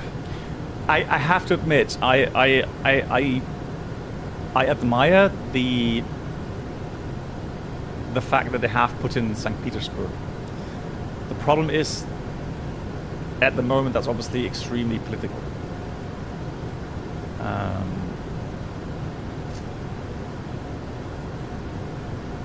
Hey, Torsport. Frankfurt. Yeah, oh, there's Vienna. Yeah, Vienna. Okay, so Vienna. Okay, Vienna definitely. So Amsterdam, Vienna, the third one. Oh yeah. So okay. So if you take off, I guess then okay. If we take off from St. Martin, go to Amsterdam. Yeah. Okay. I guess that would make sense. Yeah. So we're not landing at St. Martin. We're taking off at St. Martin. Yeah, that's not too bad. Then I have to change my verdict on that. So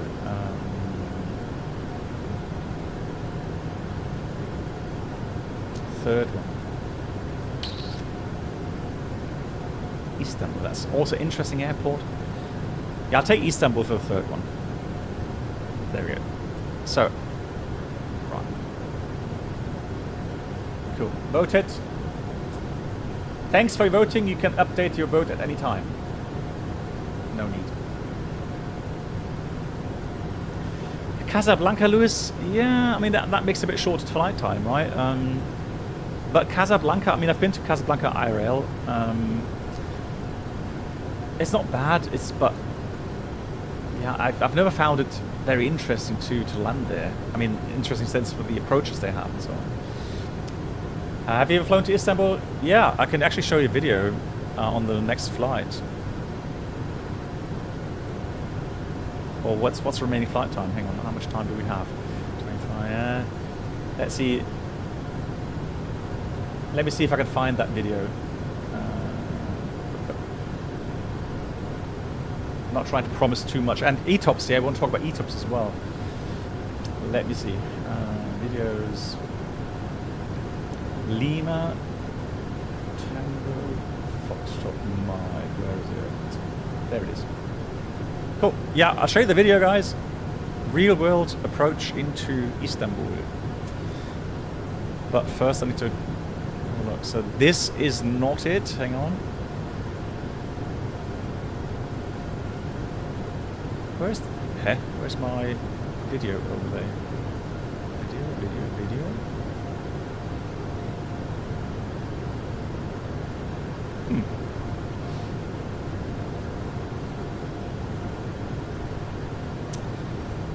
So we'll do that.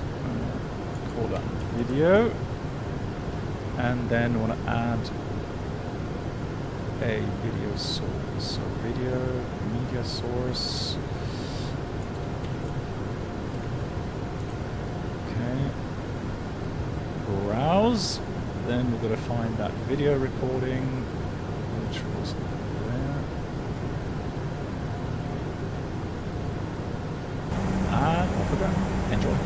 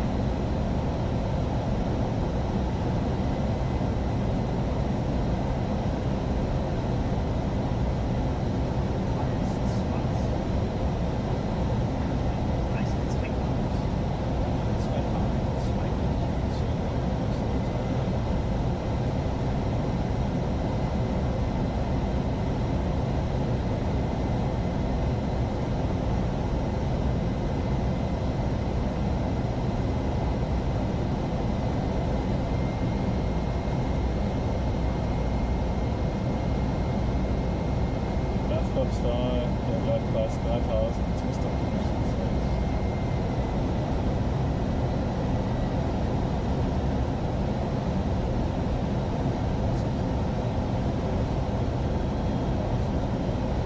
2,500.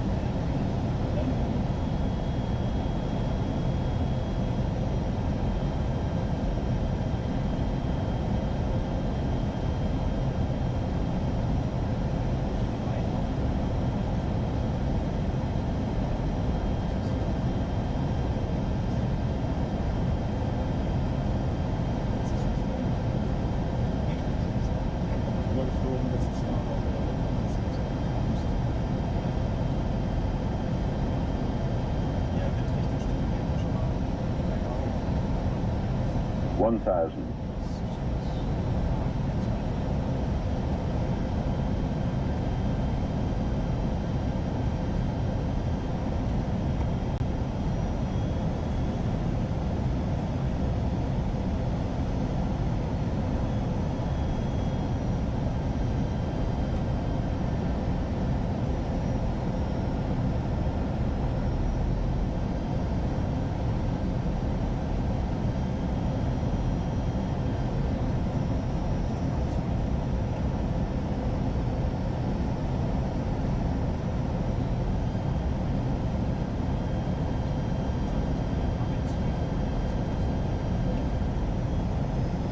$400.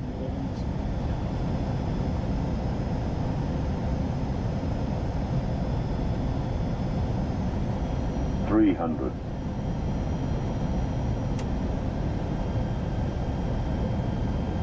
$100 above. $200.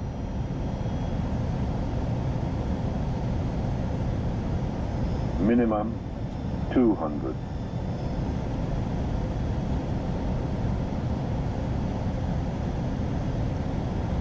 $100. 50, 40, 30, 20. Retard, retard, retard. 5.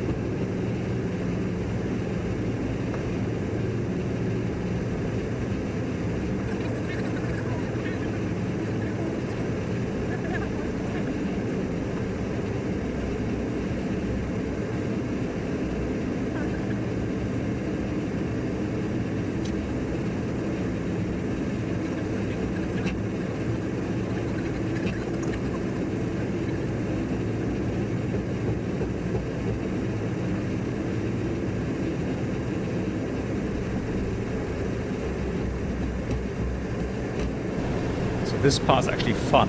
You don't see that well here, but it's actually quite steeply uphill. And you can't do single engine taxi, let's say in a 321, because you will not get up that hill.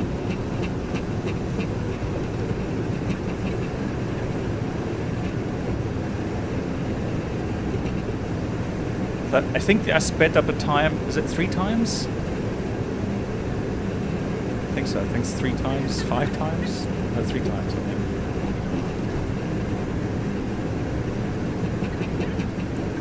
Hey, Bruno.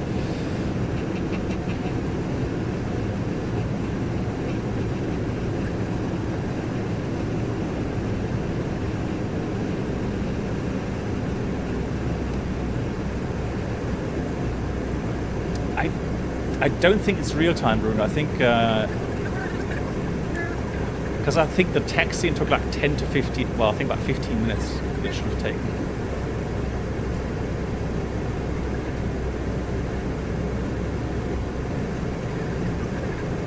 Good days. Yeah.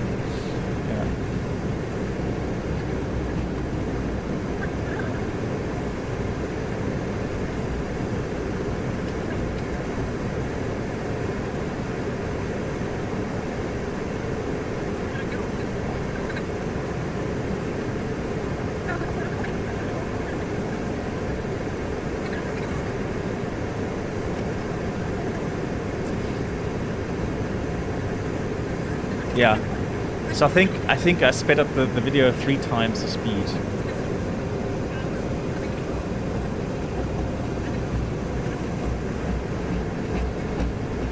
Yeah, the airport is huge. Yeah, and if you're unlucky enough that you're landing on the most western runway, and then you have to taxi to the center terminal, it's a long taxi. Yeah, it's Istanbul. Hey, it is. Yeah, this is Istanbul.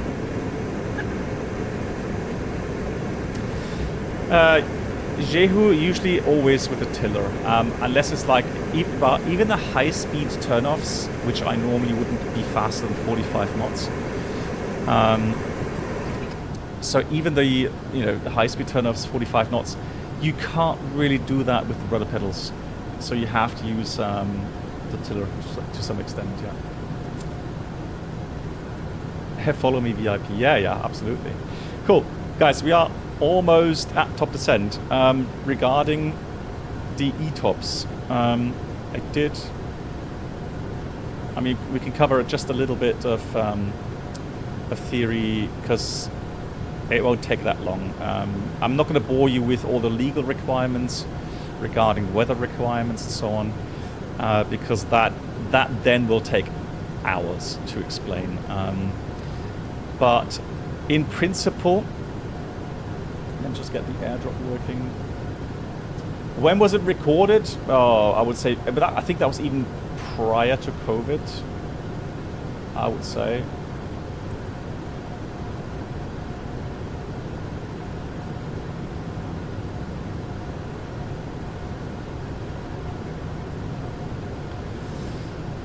So let's have a look. Let's see.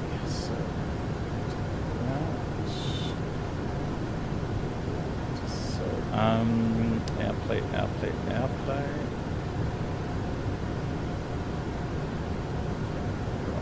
I hope you can see that. Cool. So, really quickly, guys, when you have an OFP for an ETOPS crossing, you usually will see some smaller circles and larger circles.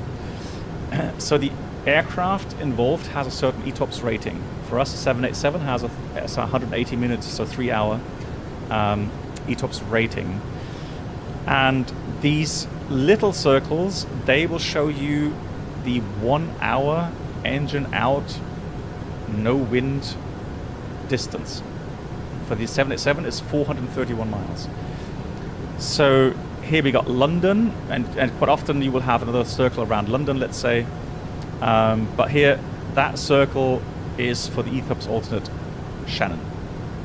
Now, on the other side, we have St. John's. And again, we have 1 hour circle around that. So if you have airports that always have, or a routing that always has an airport in reach of 1 hour single engine flight time, then you don't have to do ETOPS, even if it's over water. We had a routing last week. I'm just going to go start my descent. We had a routing last week where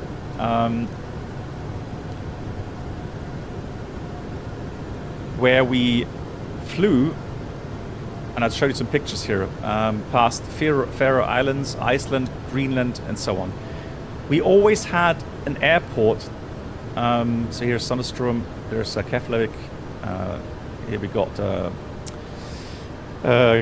Glasgow or Edinburgh. So we always had an airport within reach. So there was no ETOPS section there. However, as we got towards Canada, there was no airports available for us on that segment within 1 hour reach. So on this part, we actually did have an ETOPS section.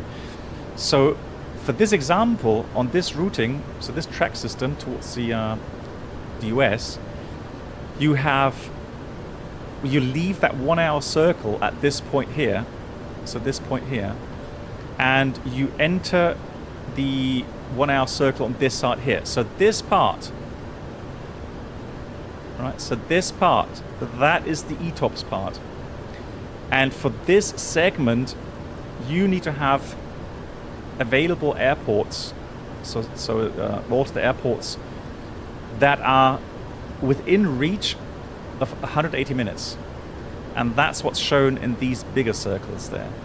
So that visually shows you that now on this part, you can see at the end of that ETOPS section, you could still return to Shannon, even though it doesn't make much sense because you have an airport closer by on the other side. But theoretically, let's say that was not possible here in St. John's, it was further down here.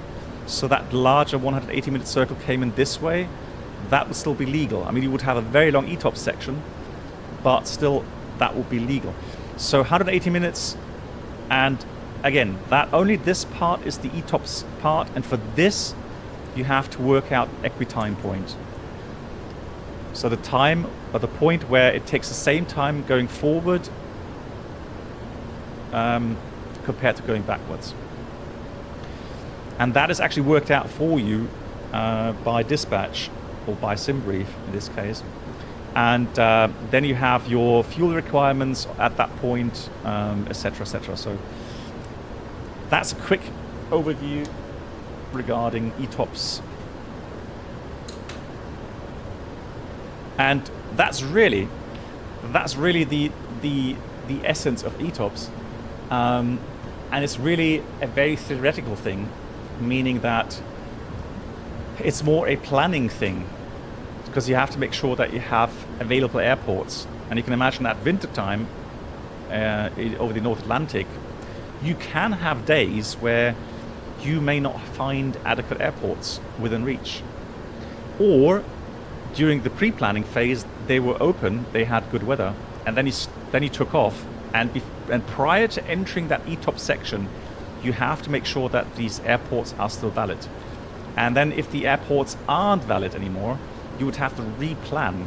And again, if then you would not be able to have 180-minute ETOPS also available, theoretically, well, you try to reroute and do other things, but if you already entered the space, then you can actually extend to 300 minutes. But that's only in absolutely worst case scenarios. But I've not really seen that yet, even though we did have bad weather. But why do you need ocean clinics for the Atlantic but not Pacific? Well, I mean, Pacific, I don't know. So Glenn, Pacific, I've never been over the Pacific, so I don't know the procedures there. But I would be surprised if you don't need the clearance for that, because it all depends on whether or not you have radar coverage. Yeah, the Sandestrom fjord. Yeah, cool. Yeah. But for the North Atlantic, since the radar coverage isn't assured right over the Atlantic, going to the US or going back to UK or to Europe, then you need to have a clearance with a given altitude or flight level and a speed, and then you have to be logged into an ACAR system or FANS system, where you would have automatic transmissions of your positions, your routings, the overflight time, estimated time for the next waypoint, etc., etc., so that the controller on the ground will get those downlinks from your aircraft, or from all the aircraft, and that way is able to determine if the separation are all still valid, or if an aircraft gets too close to the next aircraft.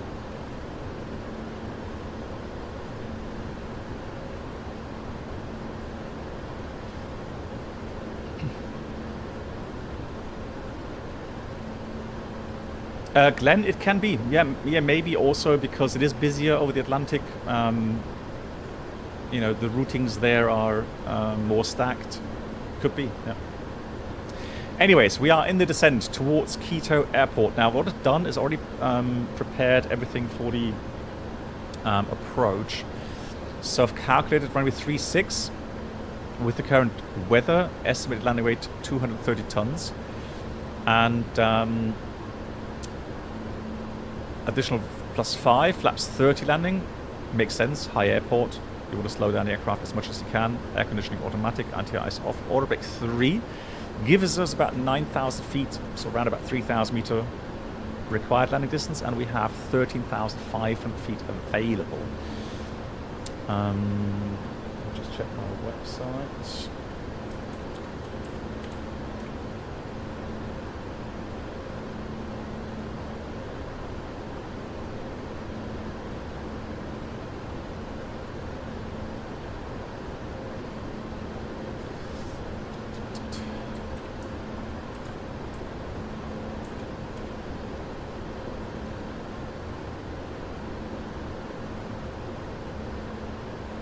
Ike, yeah. I've been to Istanbul many times. Many times. The older airport and the new airport, yeah. Good. So Quito has 4,100 meters available. Elevation is 7,900 feet. Yeah, high terrain all around, very high. MSAs. In case of engine failure on final, you would have to do a special EOSIT procedure, track 181 to 7 miles, Quebec Sierra Victor, then right turn, max 170, 25-degree bank, direct to Quebec November Victor, 3 miles before, and so on. So we'll keep that in mind. Apart from that, weather looks okay, nothing too bad there. Let's switch on terrain mode. And so the idea is that we will cross, I'm going to show you the chart here. So we will cross Quito, well, it's called Condorcocha, Quebec into Tango, 17,000. And then we'll be on that routing, descending down 14,300, 13,000, 12,200, 11,000, then 10,900. Then we are on the arc, descending 10,100 towards final approach point Dabet, which is on the final. And then we have that last segment there at 3.1 degrees towards runway 36. Missed approach straight ahead 006, and then we go to Quebec Mike 017, I think it is. Let's just check that. Next page 006, and then it goes to ILPEX. Okay, there it goes. 006, and then Quebec Mike 018, and then to ILPEX. There it is. So 018 ILPEX, and we're climbing 13,000 and then 16,000. So ILPEX at or above 13,000, but all in all we have to go 16,000 feet from this approach. Crazy. But this should be a very beautiful approach. It'll be interesting to watch. Oh, Bruno. Yeah, I know. we have special permission today.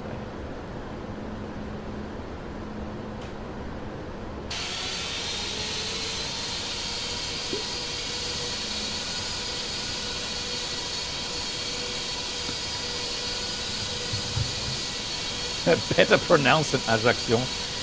I saw a documentary There was a travel documentary, and they went to the town of Ajaccio, and they pronounced it exactly like that, Ajaccio. No joke. And I thought, you see, I wasn't that far off with my pronunciation.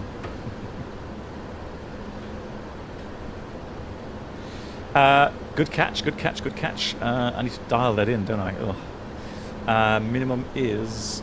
Good catch though, nonetheless. 8,450 feet. Good God.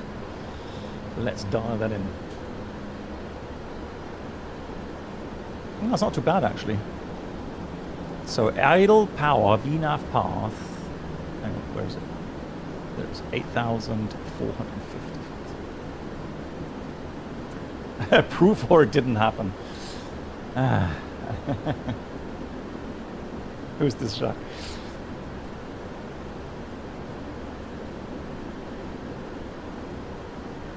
Almost there. Almost there. Look at that. 8,450 feet. Bam. And then we want to have Quebec India Tango in here. Manually. And that's it. I just realized I've been transmitting on the wrong frequency. Oh god. Tis.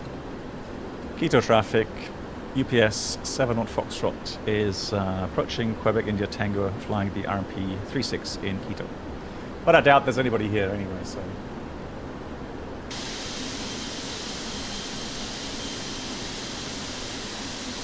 Status? What? What do you mean status? Don't scare me with that. Anyways, 18,000 should be our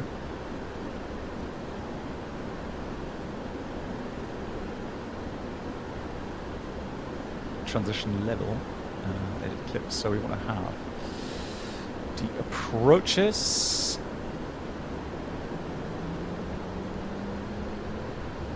Okay, let's go down to 17,000. So idle VNAV path, 17,000 Quito there, fantastic. Am I using Volanta? No, I've never tried it. To be fair, I know it's a good thing, but I've been using Sim Toolkit Pro for a very long time, and I've not really ever looked into it. Now that was the X-ray, correct? Just make sure I have the right approach. So X-ray it is.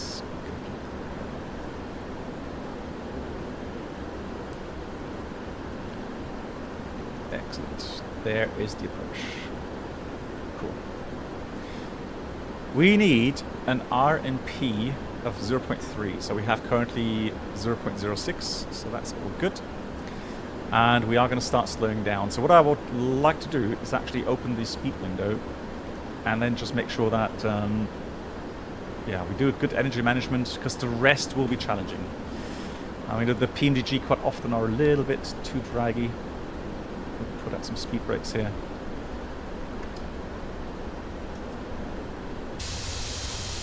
Oh, that looks beautiful. Nice. I am German, yes indeed. How did you notice?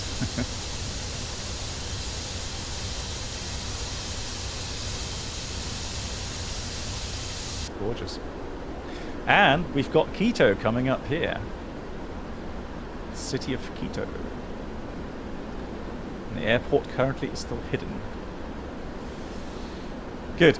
We are going to set the altimeter, which was or is. Just check one more time here. So the real world data says it's 1021. And we're going to check active sky. Just make sure that we have the same weather on active sky.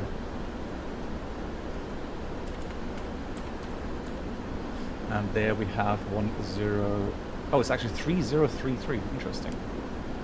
30. That's a bit different then, isn't it? Okay.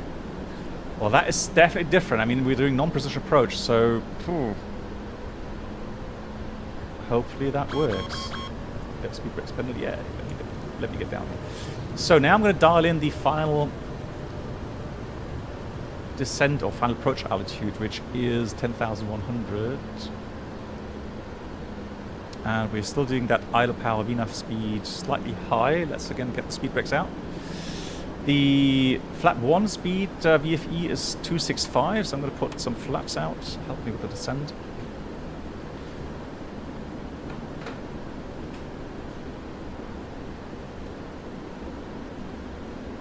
Oh. Why is my live weather not on? You're joking. Okay, I'll take it back. It's 1027, it says here. And it does actually give me also a altimeter 1027. Okay, fine. Disregard.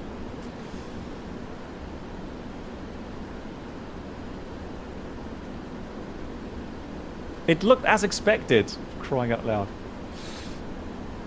So here comes flaps 5, 245 is limit speed. And that's what I mean with energy management. You need to get down quickly. Now that's how pros do it. In real life, I don't have to switch active sky weather to live weather. We always have live weather.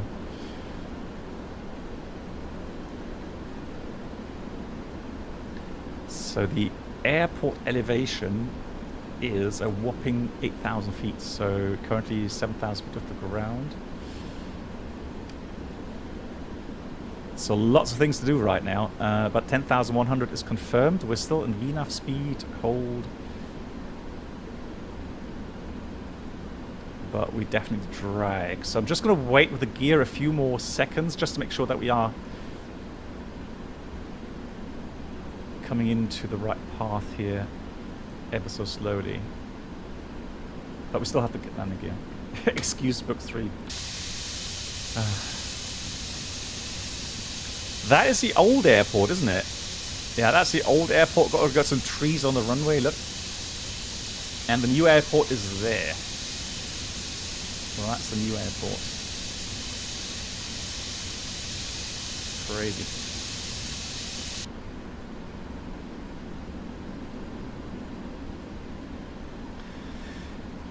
Okay, we're slowly coming into the path, and we're still correct on the arrival. ANP is still good. RMP required 0.3, actual 0.05. All good G. 800 feet high. Speed brakes coming in. And look at that. That explains why we didn't have the same temperature at Bogota as on the weather report. Oh. I've been flying too much Microsoft Flight Sim. Hey, Rabonos. Yeah, me too. Me too. But I do enjoy, I mean, I have to say, P3 runs really nicely for me now. And yes, not quite high fidelity as we have in Microsoft, but still, I mean, it's not that bad, is it?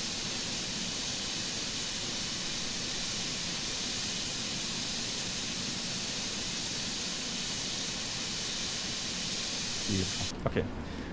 Let's concentrate on the approach. I'm going to start getting the gear out. Here it comes. Gear down. And we read a descent checklist. First of all, recall. Check. Notes checked. Auto brake is 3. Landing data VREF is 142. Minimums 8450 feet. Approach braking is completed. And that's the descent checklist completed. Approach checklist altimeter 1027 with 12,008. That's fine. Okay, so altimeters. And that's the approach checklist completed as well. Flaps 15.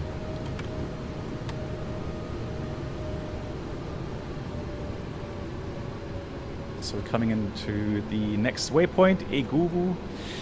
And you can see, yeah, the aircraft, it's a PMDG aircraft. It's still struggling with the arc, so it doesn't fly that all that good. But here's the beautiful mountain on the final. There's the airport in the background. Hope you can see that. And here's that mountain peak we're just flying around now. Absolutely brilliant. Love it.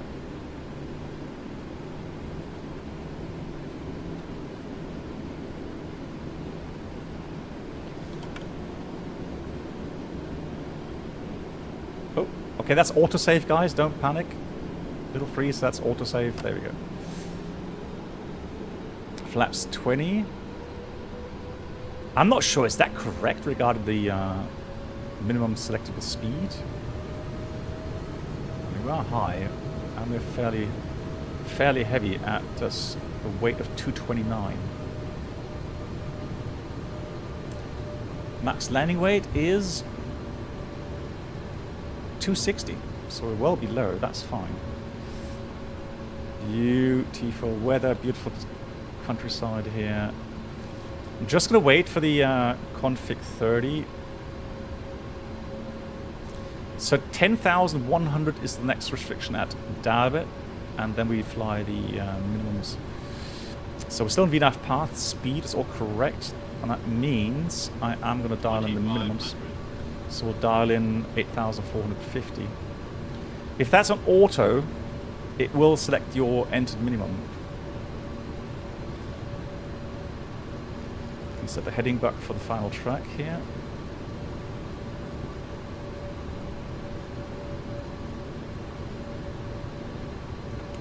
Speed brake armed. Beautiful, beautiful. Oh, look at that. Love the weather as well here.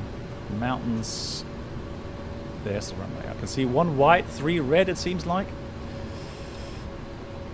Now comes the fun part.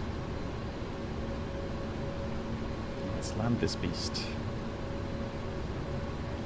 Flaps 30. Plus 5 knots, approach speed 147. Now this is indicated, you will see the following. The true airspeed, look at that, we're still currently 190 knots true airspeed, and that's because of the thin air up here. 10,100, all correct. Lining up with the runway here nicely. Plus 5 knots. Looking good. Let's read the landing checklist. Landing checklist complete. Checklist is complete. We are well below the missed approach altitude, so I'm going to set now the missed approach altitude of 16,000 feet. And let's do this manually, shall we? Trying to sync up the thrust levers here, or throttles I should say. Manual flight. And again you can see the blue flybar wire trim speed. It's not 100% accurate, but it does help you with the trimmed speed. And that means that if you have that set up exactly at the indicated airspeed, you should have the aircraft beautifully trimmed. You can let go of the yoke. Don't sink. Disregard. Don't sink. Don't sink. Well, that's a bug, isn't it? Don't sink. Where's the Don't button sink. for that? Hang on. Don't sink. Don't sink. It's Don't there. sink. Don't sink. Don't sink. Don't sink. No, that's not it. That would be Don't GPWS, right? Don't sink. All right. Anyways, let's concentrate on flying the aircraft. Don't sink. 1,000. Don't sink. Oh, that Don't comes from sink. the new sound pack. Ah, sink. okay. My bad. Don't sink. Now look at that valley Don't to the sink. left. Don't sink. Crazy. And I'm surprised. Don't Look at the accuracy of the Don't sink. programmed vertical path here as well. Don't sink. Don't sink. Don't sink. Approaching sink. minimums. Don't sink. It's weird. I don't know why Don't it's sink. saying that. Don't sink. Minimums. Don't Continue. sink. Don't Right. sink. I'm gonna have the flight director off. sink. The other side, what we do is we switch Don't that sink. off and on again Don't sink. for the missed approach. Don't sink. Now we Four. do accept sink. a slightly higher than 1,000 Don't feet per sink. minute.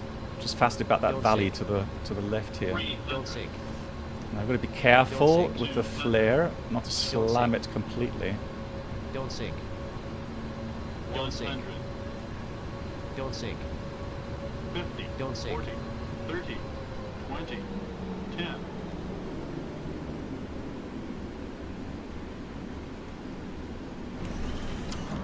Alright, spoilers. Oh, speed brakes up, I should say, and reverses normal. Manual brakes. That was a nice one. I'm not sure where that bug is coming from regarding don't sink. Very happy with that landing. What a gorgeous approach, right? And the thing is, with the RNF approaches or RMP approaches, closing the reversers, it's actually not that difficult to fly. It's more a matter of preparations, planning, briefing, and so on. Okay, so that is because of that sound package that I've installed for the engine sounds. Yeah, it has other sounds as well. That's correct. Yeah. Nice. Oh, that's a beautiful approach. Love that. Let's taxi lights on. Strobe lights off. We'll have the TCAS off as well, and we'll start the APU during taxi in. Now we're going to do a little bit overshoot again, make sure that we don't knock off any taxiway lights. That was nice, yeah. Very. That's why what I mean with you know, P3D is not that bad at all, but yeah, when people ask me, is it still, you know, worth getting into P3D, then I will have to honestly answer and say, well, the problem is if you get into P3D and you don't have anything, no add-ons, no aircraft add-ons, no scenery add-ons and so on, it's extremely expensive. And then of course you have to ask yourself, is it really worth all that money? We're going to go with 81. Let's go 81.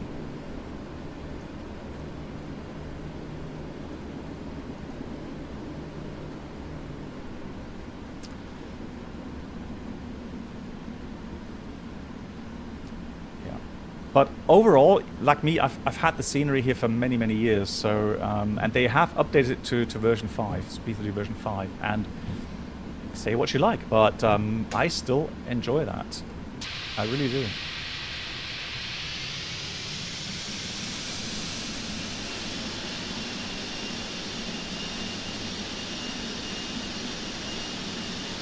That's actually aircraft on VATSIM.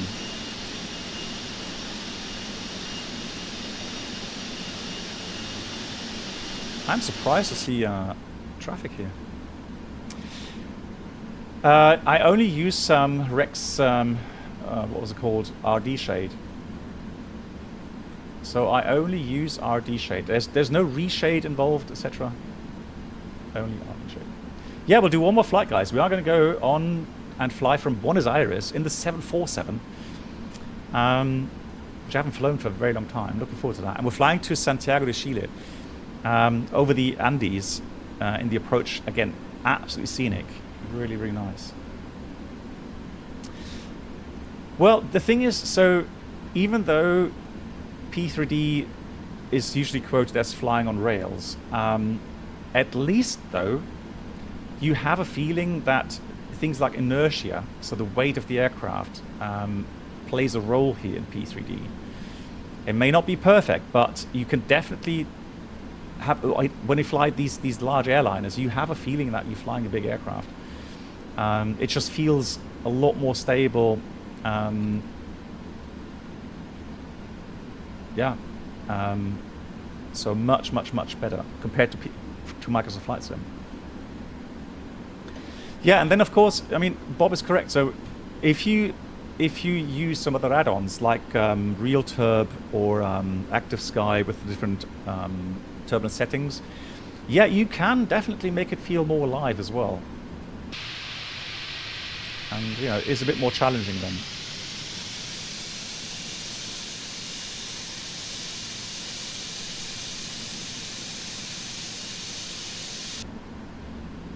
So I think that is our parking spot there. Yeah, that's our pushback truck there. Fantastic. All right, we are there. So let's start the APU. All the lights are off.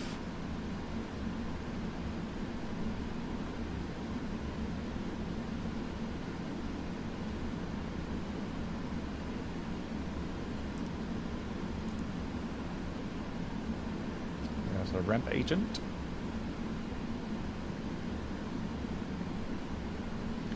So we're going to overshoot a little.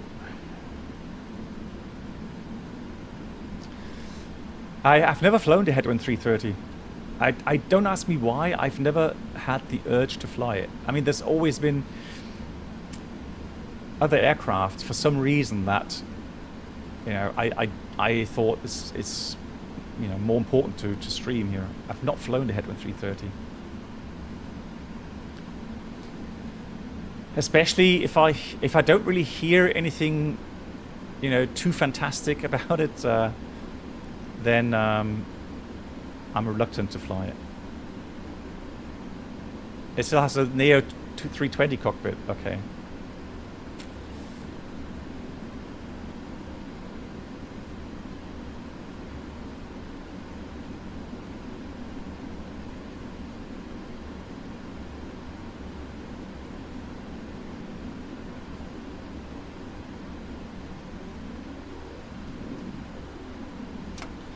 Parking brake is on. Parking brake set. So APU is running. That means we'll switch off. No, I've not flown the E-jets either. No.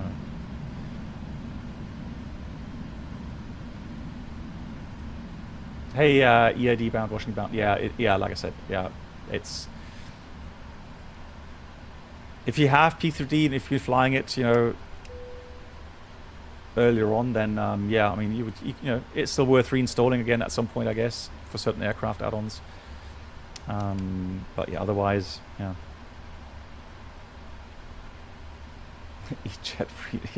E-jet free stream. So let's do the shutdown items. So seatbelt's already off. Then we go and switch off hydraulics, then switch off the fuel pumps. Beacon goes off, flaps are all up, fantastic. Park brake is set, and then we'll read the shutdown checklist. Park brake set, shutdown checklist completed. Fantastic, very nice. And we're going to hop in. I'm just going to restart P3D, restart the stream, and give me 10 minutes, and I'll hop into the next flight, 747. From Buenos Aires to Santiago de Chile. And I can tell you the flight time, in case you're interested. The flight time on that one.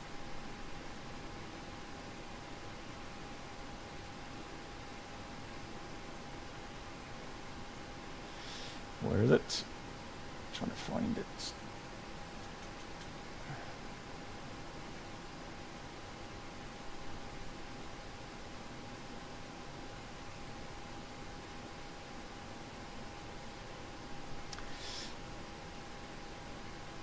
No, with the 747. So we've got a 747 freighter version as well. PMDG. What's wrong with SimBrief today? Saved flights. Give me my saved flight, please. So there we go. So edit. Then use the current time. Generate the flight.